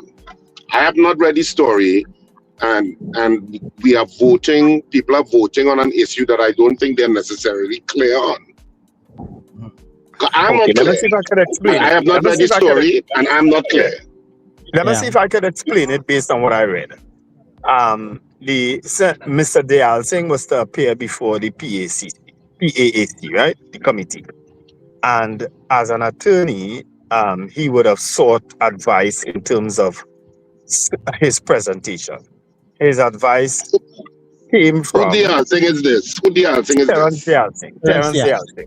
The former Minister of Health. Yes. Was to appear before the Public Accounts Committee. You know, this whole fiasco, this whole investigation that is taking place into the pharmaceutical industry and so on, right? As to who was paid, and Dr. Roshan Parashram had to go and say that he received instructions, you know, that whole thing. So when apparently the document was sent to attorneys, Ms. Bates is one, and Mr. Parash Alrari is another one. And they would have made corrections to his document again, people, this is my interpretation of what I read. They would have made corrections to his documents. And in those corrections, it was observed that Ms. Bates was one of the people who made corrections to his documents. Now, she is part of the committee that is examining this whole situation with Mr. Dayal Singh, right? So it has compromised her in a way that she is part of the person who is scrutinizing it, but also part of the people who corrected his document. Faris Al-Rai was the other one who corrected, who made corrections on his document. Me went out, yeah. Are you still hearing me? Yeah, we are here. We are here. Right. No, I just want to be sure because our call tried to come in there and interrupt. Right. So that is what. But Faris Al-Rari is not part of the PAC, who's examining Mr. Dayal Singh. So the media reached out to both of them. Ms. Bates didn't respond, and Faris said that he is not part of the committee. So he has kind of exonerated himself in a kind of. That's my interpretation of what happened. Of course, people are calling for both of them to be removed from the Senate. You understand? Not just Ms. Bates. We are calling for both of them to be removed from the Senate. So that's my interpretation of what I read. Yeah, Senator Bates really should have recused herself from once he was there. Once Dayal Singh was giving information, she would say, well, I need to recuse because I was part of the council that looked at his documentation of what he was going to say. Yeah. In the first place, because to me, the error started with the fact that you're asking sitting members to look at it. And not fixing it before you go back before them. Exactly. So as I'm saying, it should have gone to external counsel that not there at all. Mm-hmm. Let other people advise. The People's National Movement is not short of attorneys that it could have gone to. Yeah. Rather than possibly compromising two sitting senators. Yep. So that's how I saw it too. Yeah. So apparently, what they're saying is that she would have assisted in preparing Mr. Dayal Singh's statement when he would have been appearing before the committee, and I think it was revealed by some document that they sent, and there's some particular kind of thing in the document that shows who edits in some of those documents. So if it's a digital document, yes, it will come up. Yeah, so that's put up. Yeah, but you see, my thing is this something that Terence Dayal Singh is reading? Is this something he had to document and have a reply documented and sent in to the committee? I don't know. What is it? Yeah. Well, apparently, like he probably may have had to do a written submission as to how he saw the whole situation, and probably then appear to probably be questioned on it. But apparently, like it went to certain people to be edited, and those persons that are editing it are probably part of, well, Ms. Bates might be part of that that committee, the PACC. You know, as you said, Mr. Al-Wari, he's not part of it, so that might be a whole different situation. But it's just unfortunate that she would have been dragged into that in that way. Yeah, but the Dayal Singh should not have gone to either of them. He should not have gone to council of sitting members of the Senate. That's where the mistake started. Yep. And if you want legal advice on the issue. And why are you also presenting a document where somebody's edit could be clearly identified? Why are you presenting a document like that? Yeah. Well, because actually, that sound like a forwarding because because you can accept edits and save the document so that whoever collaborated on the document is not visible. Right. But apparently that was like a little mistake in a window. It wasn't intended to be that way. The editing part of it was not switched off when they sent. That's what I'm saying. Why would you present a document like that? That's what I'm saying. Yeah. So that's what I'm saying. It was obviously that they just forwarded it. Yeah. Without whoever forwarded it did not look at the document. Yeah. Or they didn't realize that the edits could be identified. Yeah. No, if you're looking at the document, you will see it when there'll be lines coming across. Yeah. So if somebody sends you a document and you open the document, you will see that it's an editable document that you could collaborate on. That it's still in that mode. Yeah, it's still in edit mode. But they sent it while it was still in the edit mode. So the person who received it now would see, well, wait now, this one was editing it and that one was editing it, you know? Yeah. And preparing Mr. Dialzi in a different way as to what he should say. Take out that, put in this, that kind of thing. So it was a kind of an oversight, and that revealed the whole thing. Mm-hmm. Yeah, so when you have documents, you have to be so careful with it, Yeah, you effectively, well, I mean, I don't know where it will go, but you've effectively involved a young lady who had a bright future in the Senate in an unnecessary issue. You know what I mean? I mean, as I say, I don't know how the PNM will treat with it moving forward in terms of her recusing herself from that committee that's examining this or removing her completely. I don't know how the PNM will treat with it. I'll wait and see. Well, at this point, I don't think they have any choice. She has to recuse herself. I don't think you have any choice at this point. Because it's now factual that you assisted a witness who's coming before you to be grilled in a capacity as a member of the Senate. And so that's not tenable. So now you have to recuse yourself. It should have clicked. It should have clicked earlier. One, I cannot help you with this document because I'm on that committee. Or if I'm doing it, I'm going to have to declare that to the committee. Look, I assisted from a legal perspective with regard to the preparation of this particular witness. So I'll have to recuse myself since my independence would be compromised. Yeah. And one wonders now in a situation like this, what could be the outcome as in a situation like this, Richard? Where I suppose you probably might be referred to the Privileges Committee and all those different things. I don't know what is the actual outcome if it is if Ms. Bates is found really wanting, Well, I mean, of course, the UNC is going to go guns a blazing, so to speak, at the issue. But it's an unfortunate issue where I'm not saying that has not happened before, and where people may have assisted other people in terms of whatever they're going to say before a committee. Now, first of all, this is just me. I don't know why you need help in what you're going to say before a committee. This is me. That's on a basic level. I understand there may be legal implications, but if you're telling the truth, just tell the truth about whatever happened and whatever happened under your tenure.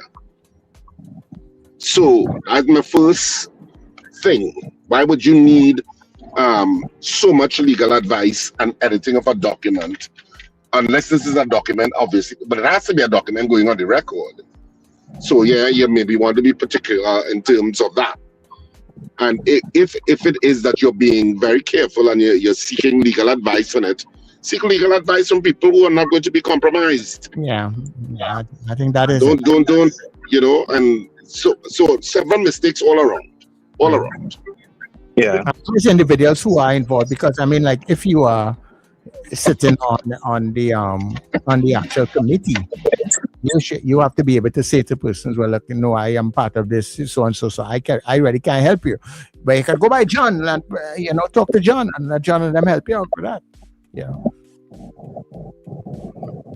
So unless Senator Bates felt, this is a former senior member of the cabinet asking for assistance. I don't know how it will play out, Wendell. You might be better able to answer that. Well, no, I can't answer any more than I already know. I mean, based on she really got tied up unnecessarily. So that's how I see it. You know what I mean? And she didn't need to. Tell Mr. Dalton, sorry, but I can't. I'm on the committee. Yeah. Sometimes they have to learn to say no. Yeah. And sometimes you have to learn to say no. And sometimes you have to say no. Learn to say no with a little cost attached. Yeah. I find you not agreeing with me, Wendell. I'm totally agreeing with you. I'm totally agreeing with you. Don't say hell no. Say another four letter word no hard.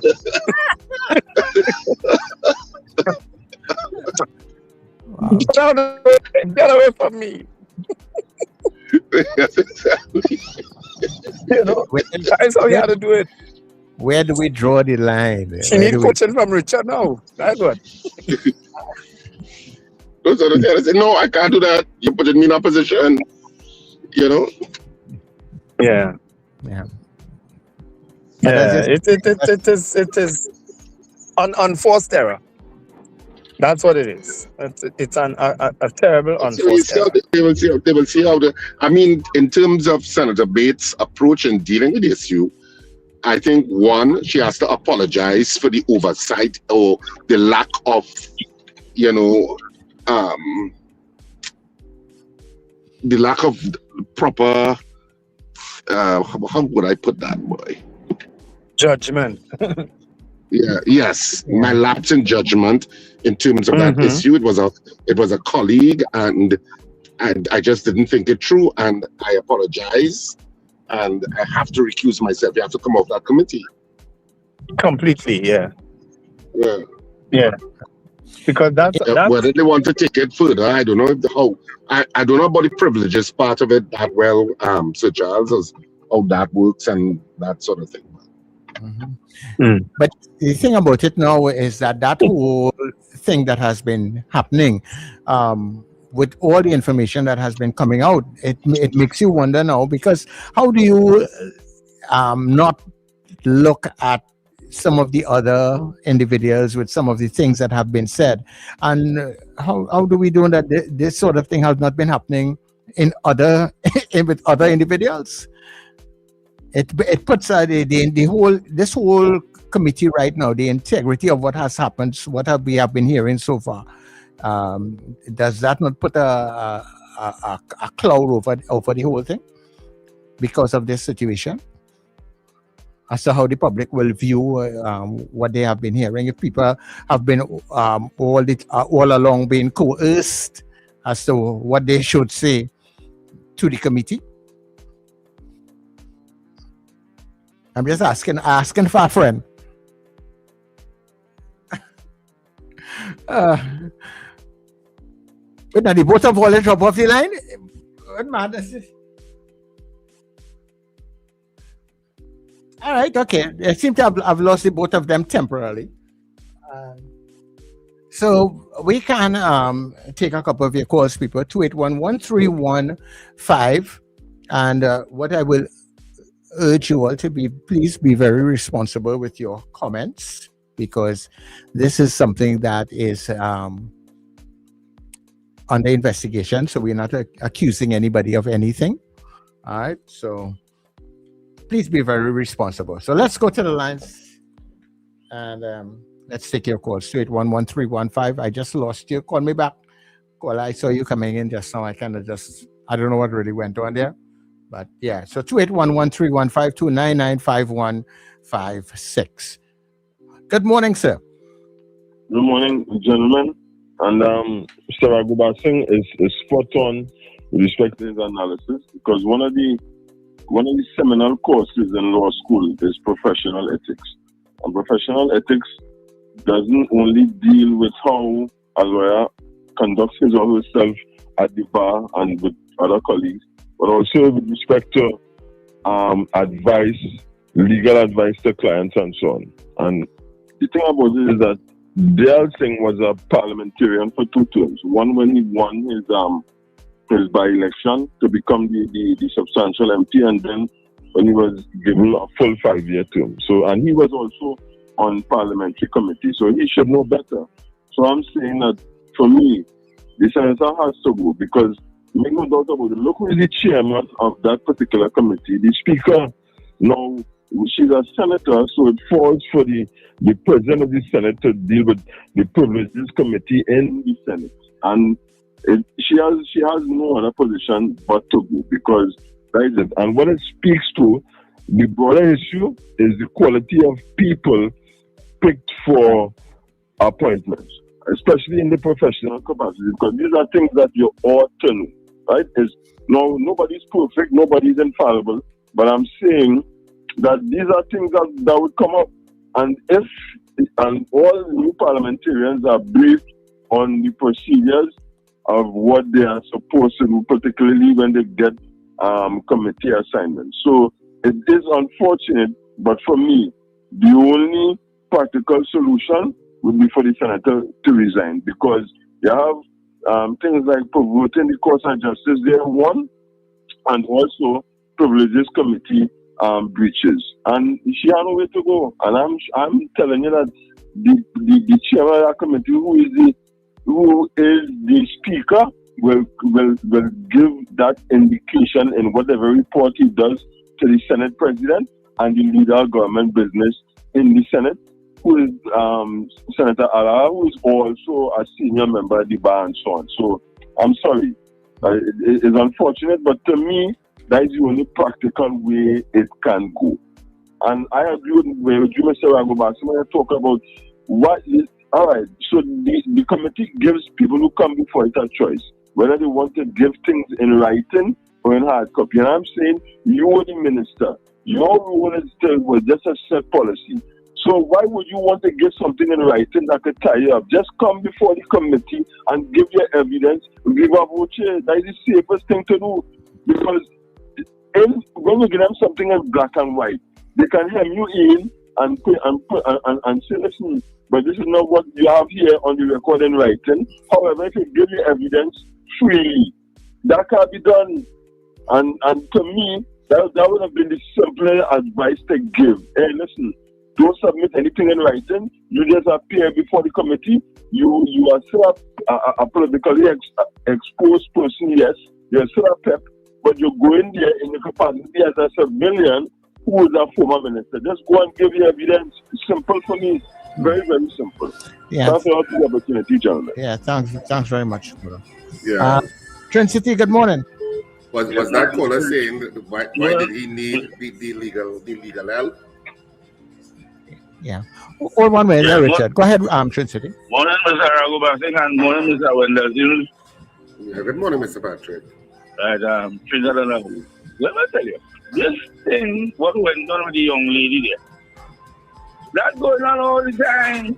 People don't help people don't advise people don't check out things for people to go and give evidence and things all about the place. But this time, you know this, Mr. Patrick? Mr. Patrick. Oh, you know that kind of... You're saying people on committees as normally do these things? That's what you're saying? How you know this, Mr. Patrick? Mr. Patrick? How you know this? Listen, even you will. Where's your evidence of this, Mr.? Hold on. Only even universities, when people doing exam and teachers and things, people don't do all kind of things for them. But it's just that this one, the lady get catch. That's all. That's going on all the time. I don't know committee where people are sit down, if all of them in the same room together, there's a fifth one there. There is a fifth one there. But in the end of the day, this one, they get catch. You want to come like a hot mic. You take the mic off and you're talking. That one went on there. But Mr. Ragubase, I know these are good learning fella. All these other suicides going on in this country. I would like order to bring somebody on the program to tell people how to cope, but because like a lot of people cannot cope. Okay, well, yeah. I know we've had that kind of guest on before, so Wendell could try and organize that. Yeah, we try to see if we can get back because we have done programs like that before. And we had a lady on at one time, a doctor. I think she used to operate out of Shops of Arima. I don't know if she's still there. Wendell would know her because I think Wendell knew her personally. I can't remember her name. I don't remember her directly, but we're trying to see if we can get somebody to come on, Mr. Patrick, because it's something that is needed. Dabadi, good morning. Hey, Sir Charles, good morning. Morning, Richard. Good Wendell. So, before I say my piece, I just want to say congratulations and happy belated birthday to the lady, who celebrated her 102nd birthday yesterday. Puckerin. It reminded me of my mom, who celebrated 102 years year before, but she died last year. So 102 is a long time because, seeing your parents there and you growing up and see your mother there past 100 and seeing your mother there still, it's a really nice feeling. So happy birthday, Ma. Anyway, my point this morning is this. For me, as part of the committee, she should step down. She should step down because everybody say PNM is always held to a higher standard. Well, take that opportunity and show the UNC that PNM is held to a higher standard. Because if as everybody says, it always happens. But this time, Mr. Diazing was the one at fault because he sent the document without reading. Well, let me just say, I think because the trust I reported. If he had read it through, he wasn't going to send that one. He had asked, I remember when this was going on, he had asked to get his side of the story. Now he got his side of the story, he mucked it up. If that lady was going to assist him, she should have recused herself and said nothing else would have happened because to me helped as well. He doesn't need to resign or his name should be called to say, well, look, he did something wrong. I feel, to be honest, she should step aside. Not step aside as recuse herself. She should resign before the committee even start the discussion. Because the people will say, let's say UNC doing this and UNC doing that and then resigning. Well, okay. Do the same thing. What all they're talking about? So I for one will agree with that. So this lady, I know it's probably a good attorney and you're probably new and green, but that ethics law as a lawyer, Richard, as a lawyer, you have to be ethical plenty of that we know plenty of them not so. But you set the record and set the precedent, set the precedent of doing it. And then things will look nice for people. All right, and my next point before I go, I witnessed the Prime Minister again coming out yesterday and saying about corruption and this in CARICOM. Every time for the last 3 statements she has been making, she using the words, she's committed to CARICOM and she's not leaving CARICOM. Now, earlier on, like last year, she was not saying those words there because people saying she wants to leave. These days, she's not saying that because she's hitting them hard, but still stating that she's committed to CARICOM. And I feel it's for people not to get, people on the outside in the Caribbean to say, well, if she getting on so, we going to stop buying Trinidad because that woman ain't want to be part of us. Richard, just like when he writes in a letter from a London attorney, the attorney writes without prejudice. And that has a meaning, right? Yeah. Right? It means that you can't use it in court, basically. Right. So, the Prime Minister, that I am committed. It doesn't preclude you. I'm not leaving CARICOM. Yeah. Right. So that is her go-to statement now to add to all the bad words she's using, all these adjectives, to describe things. I don't know what is wrong with this lady. And it again, I always say, it gets me because Donald Trump does the same thing. Anyway, all have a good morning. Okay, no problem. Thanks you very much. Well, good morning to you. Morning again, gentlemen. Morning. But I don't know, like every week is multiple issues. But This is Trinidad for you. Bacchanal country according to David Rudder. Now, with reference to this senator, right? I think that I will on the part of waiting until I get all these facts and then available before it is pronounced. However, if it is that the senator has breached the rules and regulations, then she should step down from the committee. My issue is that we tend to be a bit too selective in terms of who we choose to, based on our form of bias, as to who it is that we target and ask, bring into issue the ethics and morality. When it is that we have certain senators who have been charged and nobody's asking for them to step down, right? Why it is that we, if it is a parliamentary privilege or parliamentary ethics, it's supposed to be across for the whole board, everyone, regardless of which party you belong to. But we say we can to talk about the politician and the politician that, but it's we, the population, that is encouraging these things to happen. Right? So let us be real. Okay? Thanks. Yeah, well, I want to disagree. I don't think I don't think members of the public encourage it. I think politicians with their own sense of integrity and ethical behavior, and political parties with their own sense of ethical behavior are the ones who have to indicate to their participants and their leadership, look, you need to step down because you have a charge.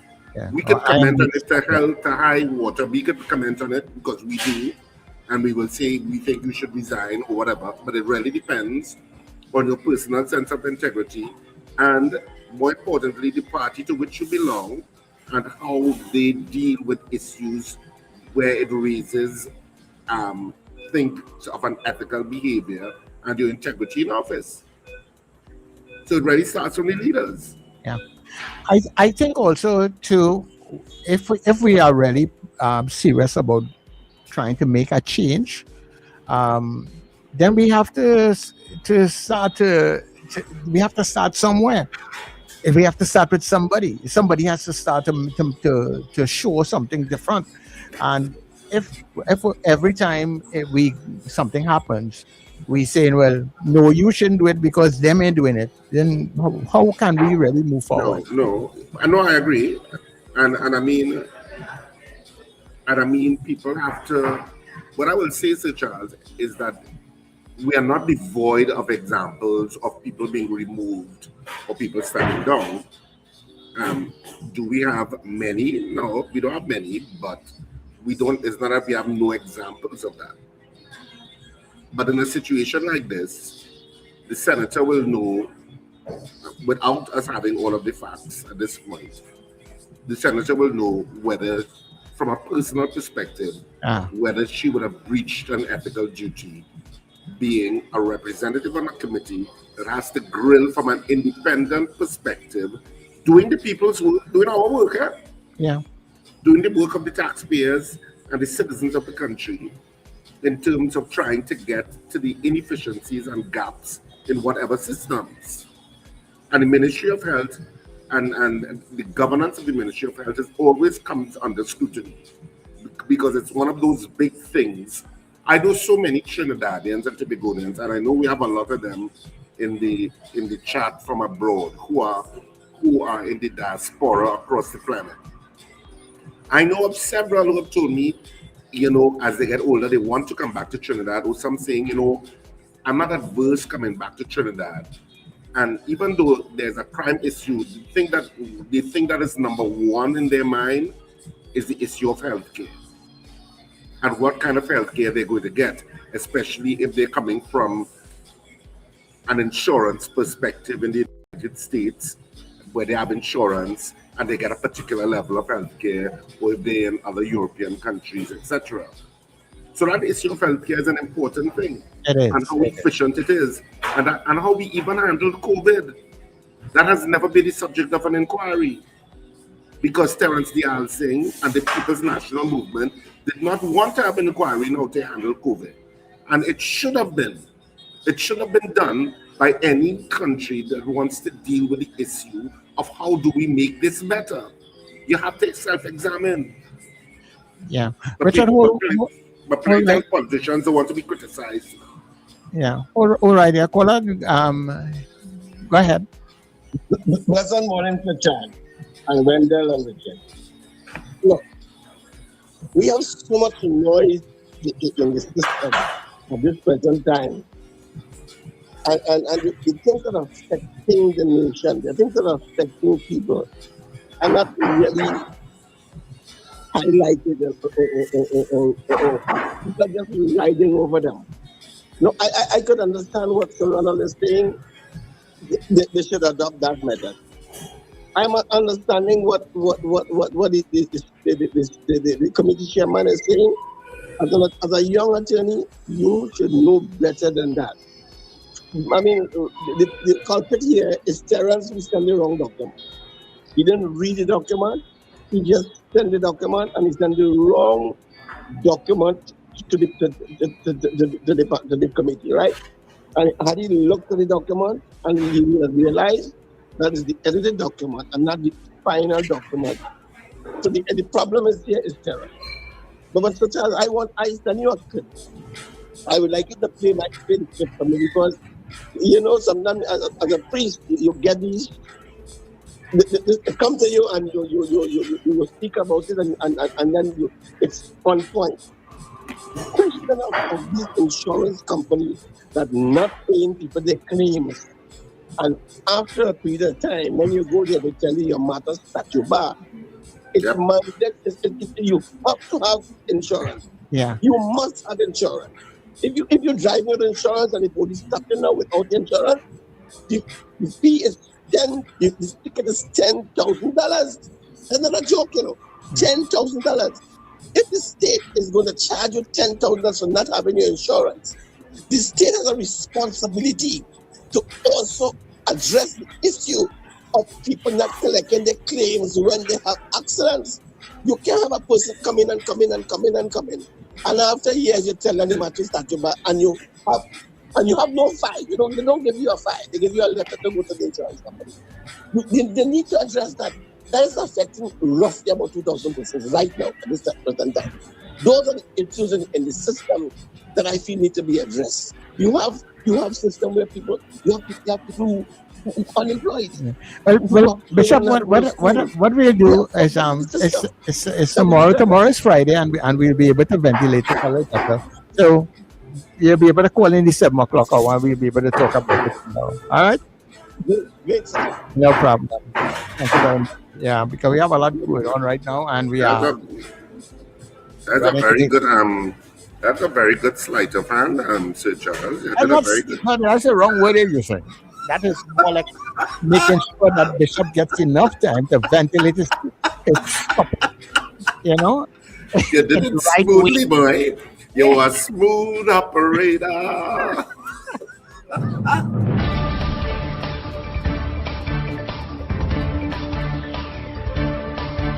The news you need, the clarity you deserve. Local, regional, global. This is Net Radio News Now.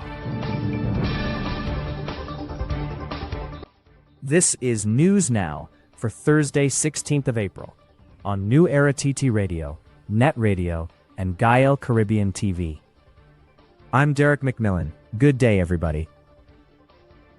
Prime Minister Kamla Persad-Bissessar has intensified her criticism of CARICOM, accusing the regional body of lacking transparency and proper governance in the reappointment of Carla Barnett. She said a statement from Chairman Terrence Drew failed to address key concerns, including a WhatsApp message indicating the meeting was restricted to heads of government only. The Prime Minister is again calling for documents such as meeting minutes and performance appraisals to justify the process. Meanwhile, in Antigua and Barbuda, Ambassador Ronald Sanders has added to the pressure, suggesting Barnett should consider resigning to avoid deepening divisions within the regional bloc.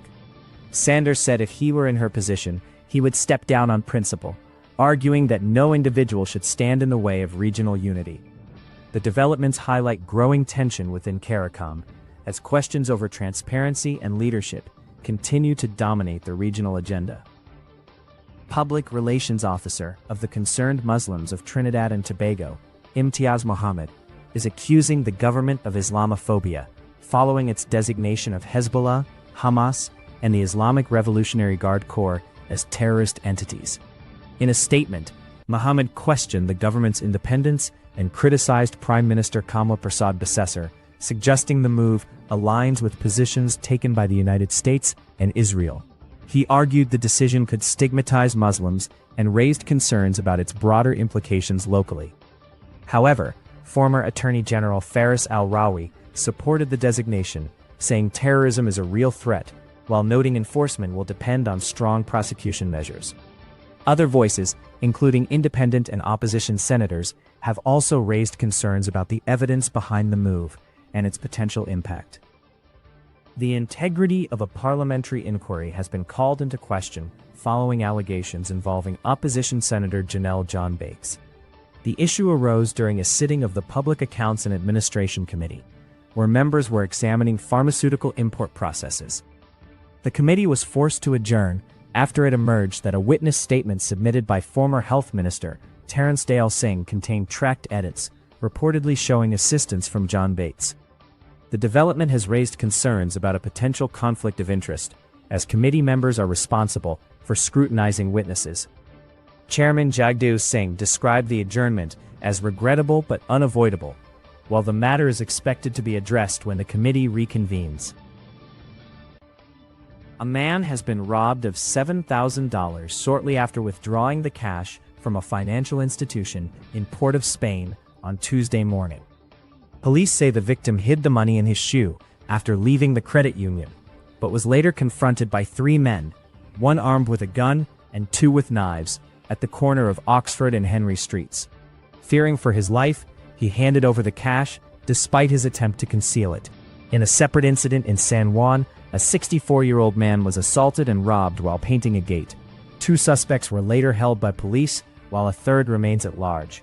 Meanwhile, officers have also seized 2 firearms and ammunition during an anti-crime exercise in Charleville, arresting a 35-year-old suspect. Police say investigations are ongoing and are urging members of the public to share information to help combat crime. Trinidad and Tobago is not facing an immediate drought, but drier conditions could develop later this year, according to the Trinidad and Tobago Meteorological Service. In its latest outlook, the TTMS says typical dry season conditions are expected through June, with little concern for agricultural drought in the short term. However, a shift is possible from July, with central Trinidad and parts of Tobago likely to experience reduced rainfall, lower soil moisture, and decreased water availability. The service is urging farmers and the public to conserve water, monitor irrigation, and avoid activities that could increase wildfire risk. While there is no immediate cause for alarm, officials say continued monitoring will be key as changing climate patterns could influence conditions later in the year. In international news, 3 successive Israeli attacks in southern Lebanon have killed at least 3 paramedics, according to Lebanese officials, who are accusing Israel of deliberately targeting health workers during its ongoing war with Hezbollah. The Lebanese Health Ministry says an emergency team from the Islamic Health Association was struck while responding to an earlier attack in the Nabatea region, killing 1 paramedic and leaving another missing. A second rescue team sent to the same location was also hit, injuring 3 more medics, followed by additional strikes on ambulances from other emergency services that killed 2 more paramedics and wounded several others. One of the victims was identified as 43-year-old paramedic Fadel Serhan, who had previously been featured in a BBC report documenting the risks faced by emergency workers in the conflict zone. Lebanon has described the attacks as a flagrant crime, while the Israeli military has been approached for comment. That was news now. Stay informed with New Era TT Radio, NETT Radio.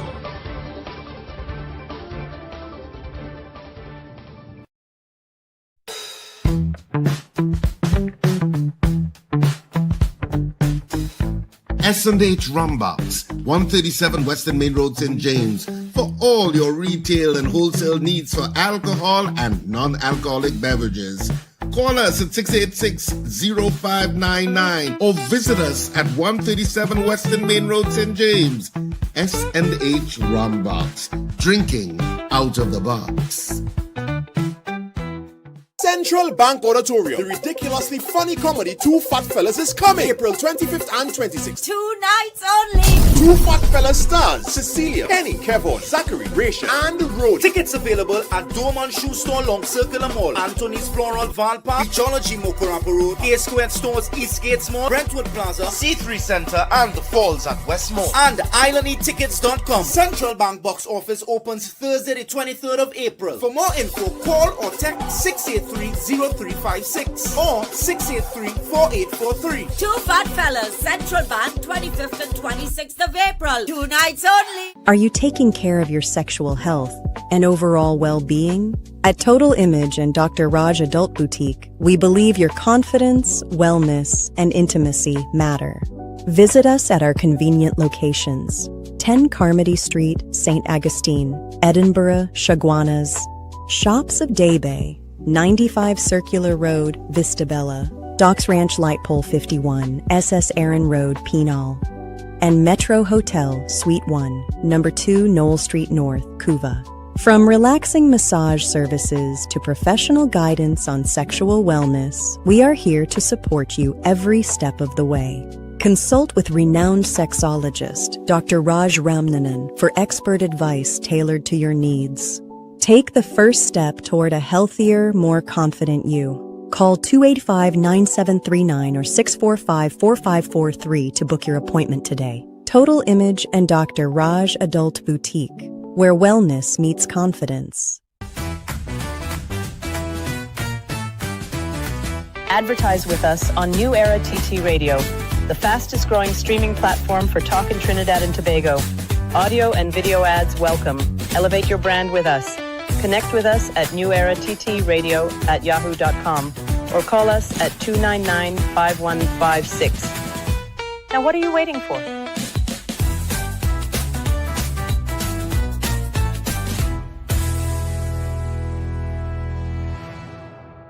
Scandal in Cedros heads back to Cipriani College. You heard right. The Scandal is back at Cipriani College on Saturday the 25th of April at 8:30 p.m. and Sunday the 26th at 6:30 p.m. Tickets available now at usual outlets and online. Box office at Cipriani College opens on Monday 20th of April, 12 noon to 6 p.m. daily. People can't get enough of Scandal in Cedros. Cipriani College, we coming back. Scandal in Cedros.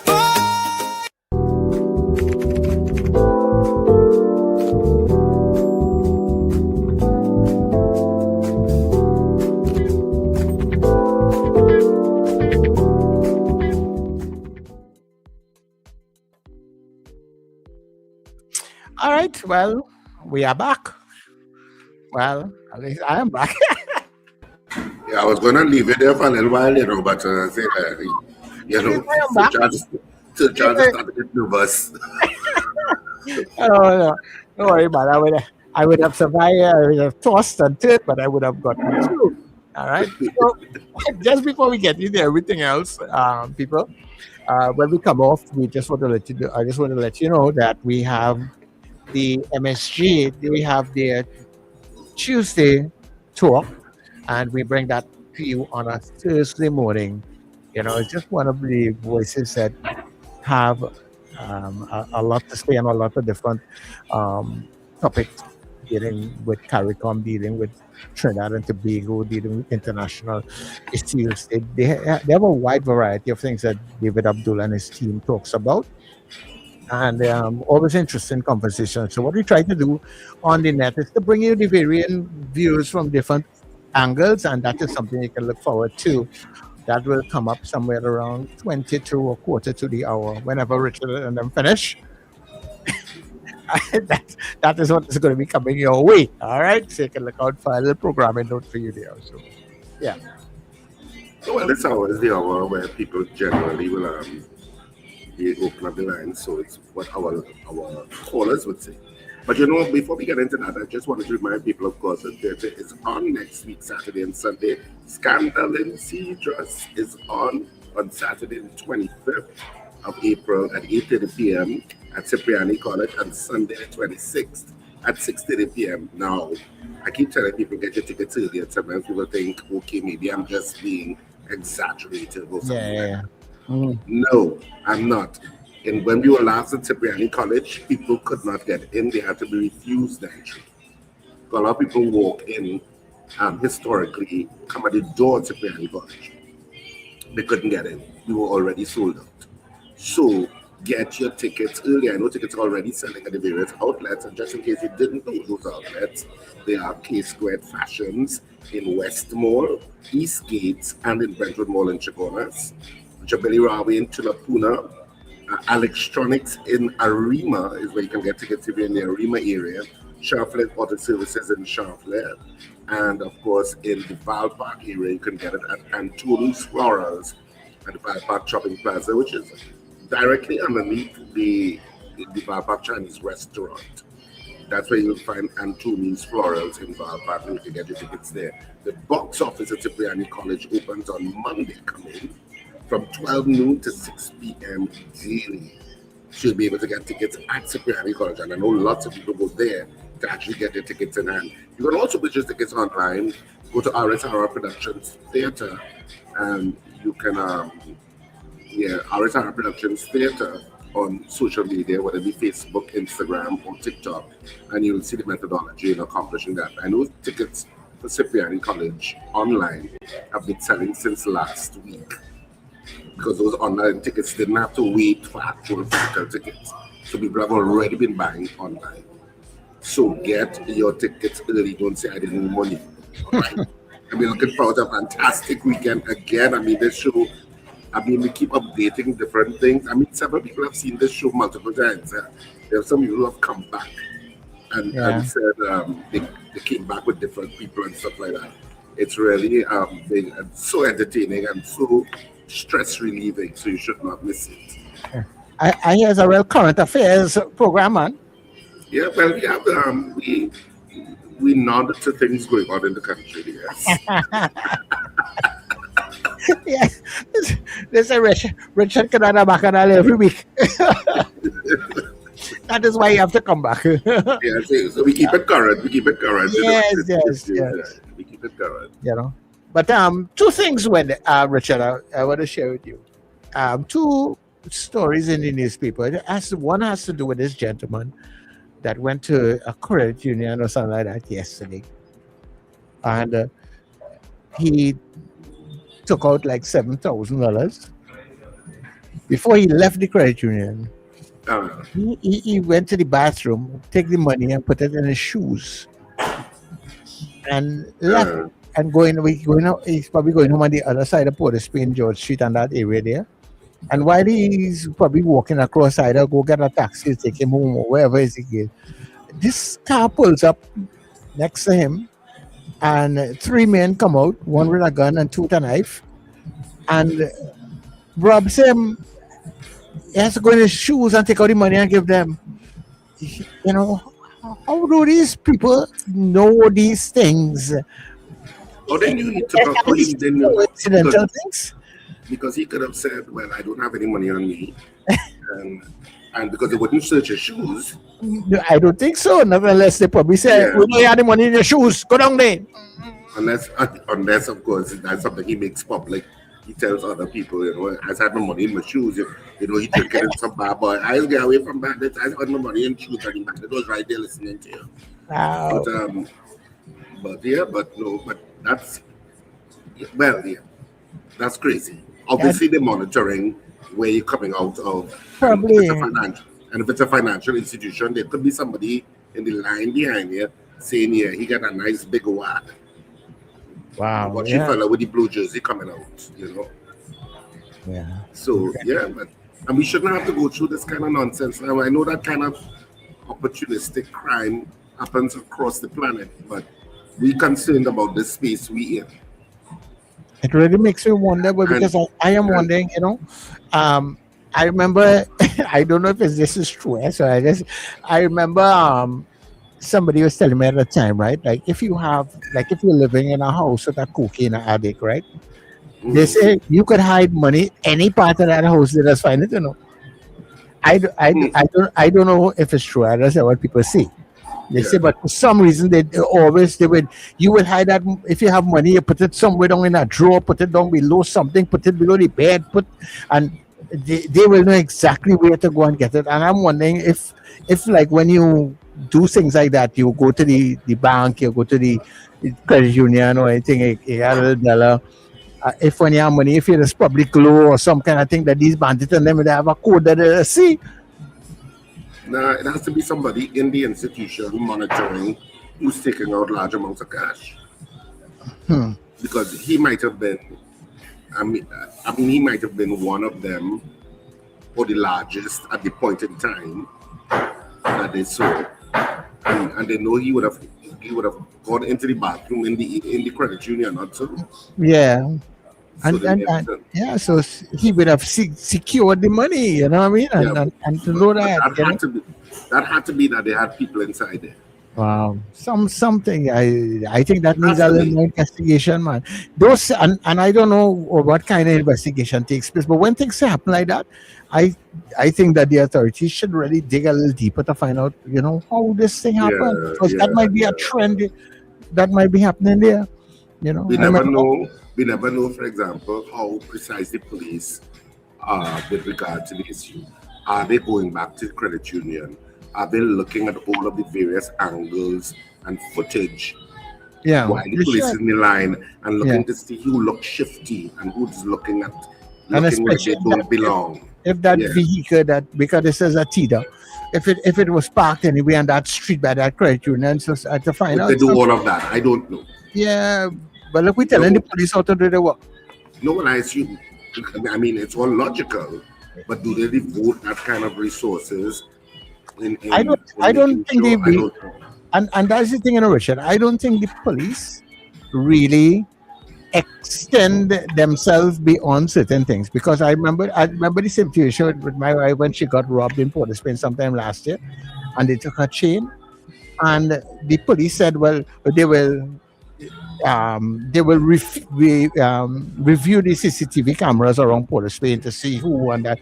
So I said, well, okay, that will happen within a day or two, so at least you might have some chance. But look how much months after and up to now, they have never. It's not practical. You don't feel as a citizen that if you go to report something like that it's treated seriously. I am. And that is why that the police could say that the reports of robberies might be down, because people fed up and frustrated. All they doing all their work. Yep, that's a that valid might point. very well be making the statistics look good by all you. That's a valid point. So that we need to look at that. And then there was another story with this gentleman. He apparently was intoxicated, and he was on top of this 12-foot wall. But they said it was like about 18 inches wide. A retaining and he wall. was sleeping and he fell off or something. Yes, and fell off and died. He died? Yeah.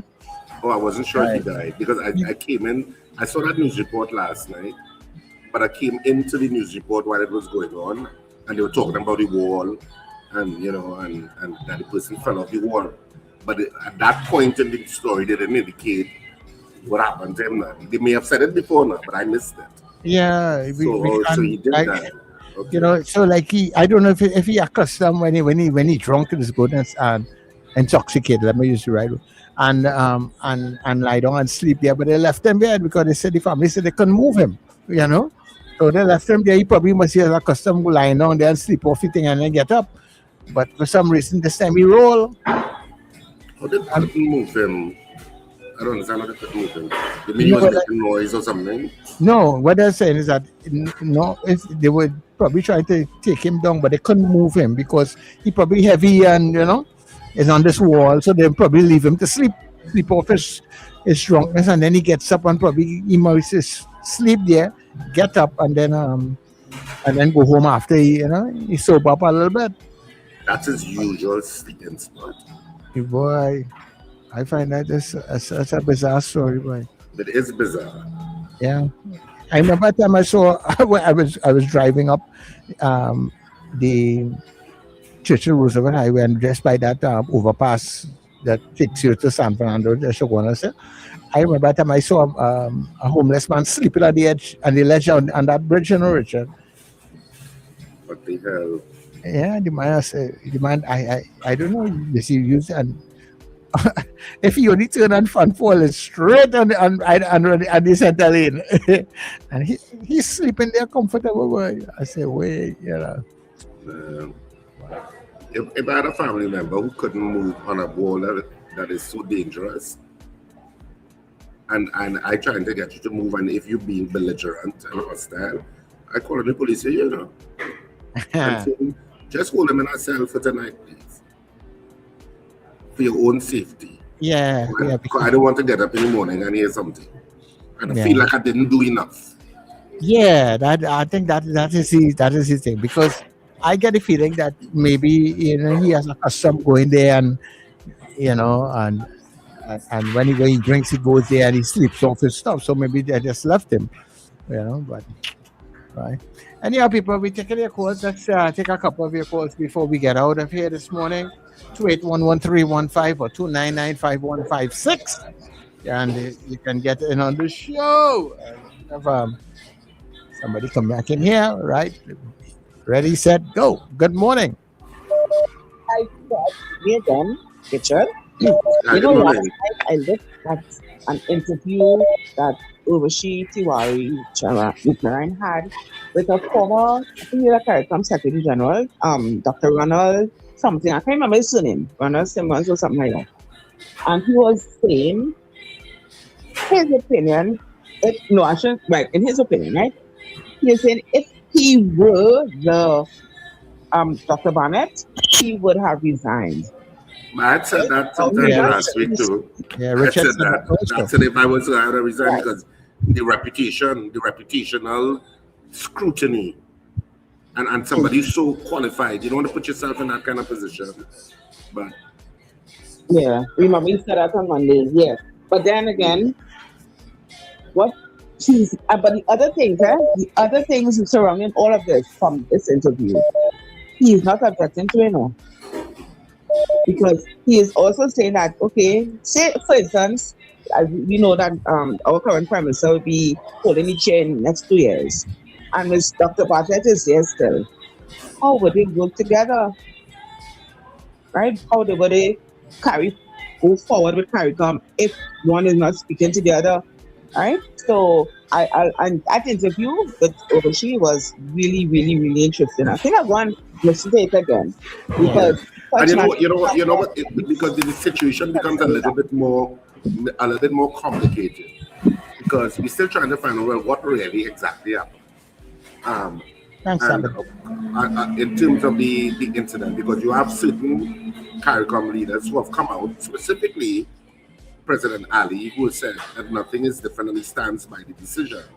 Belize has also said they stand by the decision, and they stand by Dr. Bartlett because she is, of course, Belizean, even though she's in the opposition in Belize, but they're standing by her as a Belizean. So you have all of that. And at what point is Trinidad and Tobago's objection legitimate and fair? And where is the line between being legitimate and fair objection and being a bully? Now you may be trying to figure out, but why am I saying a bully? Because the language that is being utilized in raising the objection is pretty aggressive. It's not simply about raising an objection to Dr. Barnett in a coherent intellectual argument about, look, we have an issue, this is our issue, and we really believe that the process has been tainted, and we think that this would give a certain level of illegitimacy to her tenure, and we think it needs to be revisited. It's not being said like that, There were threats of withdrawing funding. There are threats of I will mercilessly and unrelenting go after this. So the language being used by Trinidad and Tobago, I think, is also what's irking people. So there may be a very legitimate concern that is being raised, And Trinidad and Tobago may be correct. I don't know. We still have to see all the facts. May be correct. But the language being utilized comes across as if you're being a bit of a bully. So it's not what is being said, but more or less how it is being said. How it's being said. Yeah. And I think they need to revisit that. Both the Minister of Foreign Affairs and the Prime Minister. Look at your language you're using, because this is our CARICOM partners. Don't follow the Trump playbook. So, Trump can be considered by so many people around the planet to be an unpleasant human being. So many people across the planet look at him as being an unpleasant human being. And you're aligning yourself so embracing him with such, and his policies and how he deals with issues with such fervor. How is she going to judge you? All right, hold on a minute. Was that not a concern? Caller, good morning. Yeah, morning, gentlemen. Morning. Morning, Robert. Morning. Yeah, I called to discuss the situation with the guy who was robbed up at 7,000. At one time, I used to work CID and also had to spend my thoughts for that. Time and time again, we used to tell people, we even go to the banks to tell them be aware of the surroundings. There are people who comes into the bank and sit down. These people come and sit down and scoops, take out all who are withdrawing large sums of money. It is your right as a citizen withdrawing large sums of money to let the teller know that you don't need them to disperse that money in front of you. Taking it back, it is your right. Call the manager. They could carry you in a back room and sort you out. Yeah. Because when you stand in the line and you're and that money is counting and these guys sitting down there watching you withdrawing all that money, right? They are going to target you. They are going to shoot a call. Maybe they have the car outside waiting with the boys and them. They will describe the color of clothes you have on and everything, whether it's male or female, tall or short. And these are the things the citizens of this country have to wise up to. Many times we tell them that. You understand? If it is not an inside job, there are tellers working inside these financial institutions who have the clip working with them as well. That is a reality, One cannot be too careful. One cannot be too careful, but it is your right to let the teller know. You see, I am withdrawing this amount of money. I do not want you to dispense it in my presence here. I want to go inside. And there are rooms that they could carry you. You could request that. Yeah. And they will not deny you. But then again, also, Robert, the other side of that is that they now realize that start to watch all who go in this room and say that really, it don't happen. It's not. I'm not saying it wouldn't happen, but unless it's an inside work as well. But at the same time, you still have a little safety net rather than sit down, because that machine that does count the money. If I am sitting there speaking out and I hear that machine go non-stop, I know there's a large sum of money coming out. Yeah. It can't be no $10 or $5. I wonder to what extent that the banks can, more or less the banks, to make sure that people who are coming into the bank, that you're coming in to do legitimate business and you're not just coming to line to watch people. Well, you see, that is based on the type of security company that is working with you. They have to be, these security companies who have their personnel in these institutions have to be constantly vigilant. Yeah, watching. It has to be, and observe people movement. If you see a gentleman sitting down there for more than half an hour and, people come and mess. Let me say he's there. Yeah. 5 people come in. They go on and he's still there and other people come in. You now have the authority to approach and say, sir, how can I help you? I've been observing you, sitting here for a while. Is there something I can do for you? You have that authority, but you have to be observant. Yeah. You cannot be too complacent. Anyway, let me go. It's other people trying to thanks so much. Yeah. Because I see like right now, like when you go to like the Scotia Bank, they meet you by the door. You tell them what you're going for, they give you a ticket and you go and sit down and wait to be called, So I don't know if that is a way of kind of filtering out persons who may just want to come in have nothing to do where banking is concerned, just to observe what is taking place. But by this place, we really not in a good place. Well, banks are trying to get you not to come in here. I think that's the goal of banks. They're trying to tell you, do not come into the bank unless you really have some actual transaction that requires some sort of teller intervention. But other than that, don't come into the bank. Do everything online or do it by the machine. That's where they're kind of pushing you, right? Yeah, they are pushing you that way. Princess Song, good morning. Good morning, gentlemen. Morning, I want to comment on what the caller from Baruka said before the last gentleman there. Now, I myself looked at the interview last night. And to begin with, I thought Uvashi Tiwari Upnarayan was very, what should I say? Maybe I should use the word brave in the circumstances in Trinidad, because she was highly critical of the Prime Minister's actions in terms of some of the questions she asked. I was pleasantly surprised to see that a journalist in Trinidad and Tobago, in the present circumstances, asked some of the questions that she asked and made some of the insinuations that she made. But the thing is this, so Ronald sort of confused me, because he tended to agree with Uvashi Tiwari that the manner in which the Prime Minister was prosecuting her case was not diplomatic, and that it was against general CARICOM standards. He mentioned some of the previous prominent Prime Ministers in Trinidad and Tobago, a few from Trinidad, and he gave some references to their conduct. Why he said that he thought she should resign wasn't that he didn't think she was qualified or anything, but he was looking at it from the perspective as someone who had dedicated 50 years of his service to the development of CARICOM, and he thought that the present circumstances would have put it at risk. Now, he was indicating that he had a problem with the Prime Minister's stance about withdrawing funds and that sort of thing.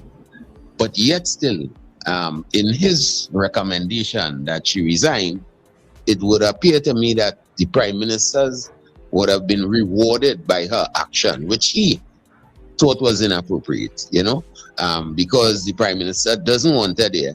And if she resigns, then the Prime Minister would win in that, if you want to call it diplomatic engagement there.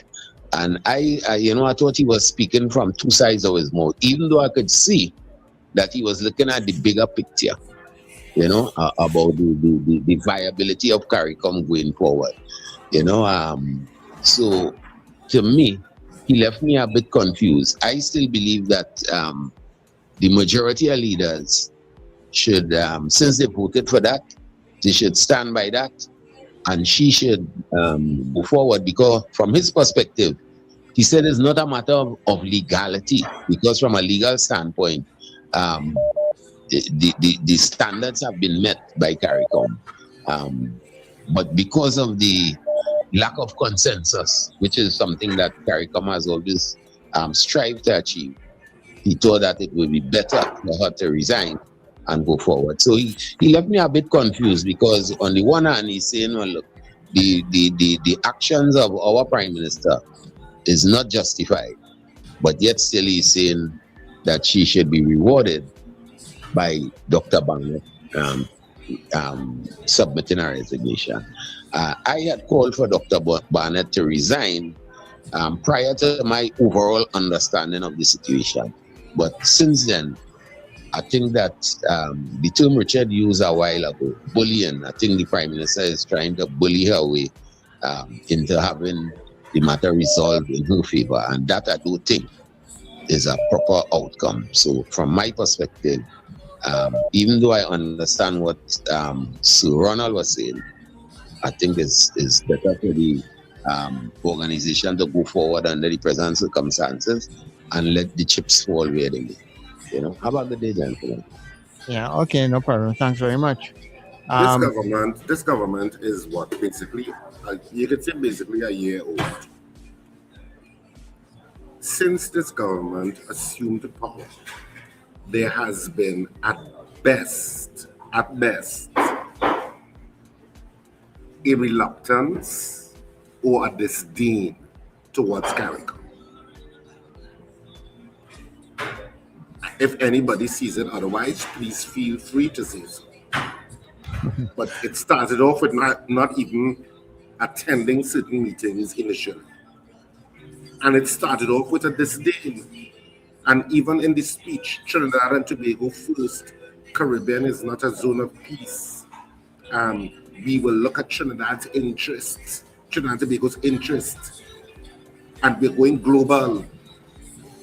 A lot of the messaging from this government since its inception a year ago has been at best a disdain towards CARICOM.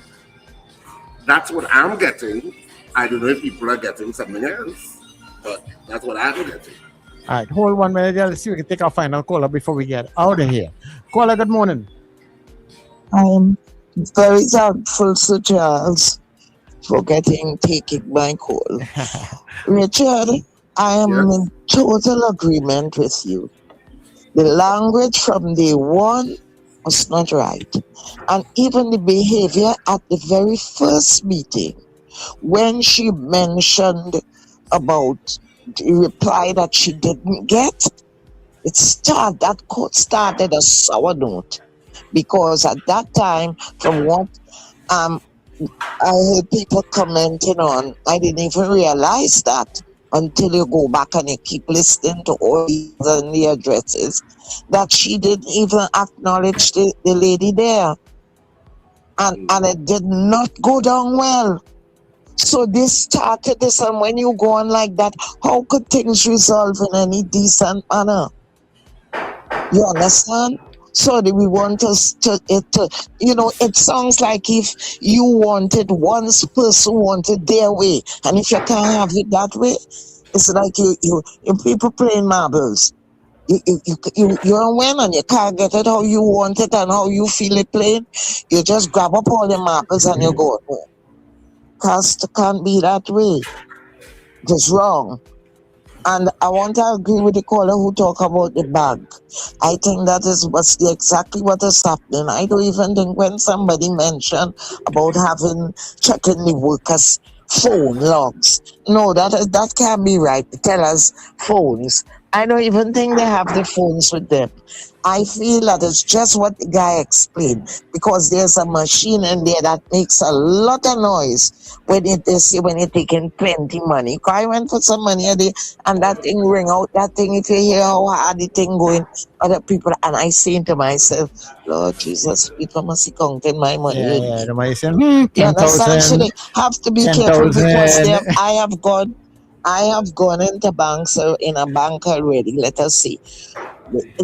Dealing on the foreign exchange. I didn't go to change your money, and if the guy come up to me and say, Mr. changing foreign exchange, give me the money and I'll give the TT. I said, Mr. right in the people bank, you afraid? The guard lock you up in here. Man said, no, don't make no noise. In the bank. Right inside the bank, they're so bold. So you have to be very careful and keep your wits about you. I mean, it can't happen to me or anybody else, but we always have to be have one up on them. Okay.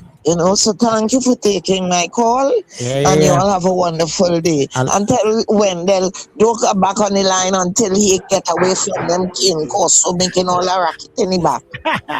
I find you something real relaxed. You're real loving yourself this week. Yes.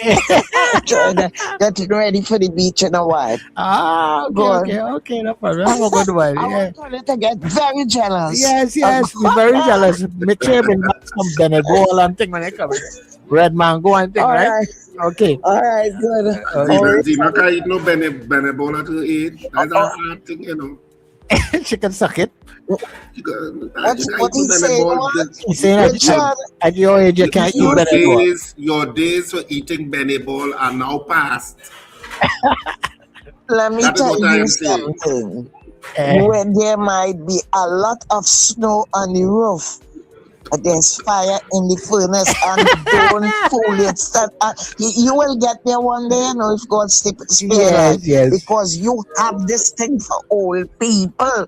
Yeah, and I was telling you, remember, I have this thing for you.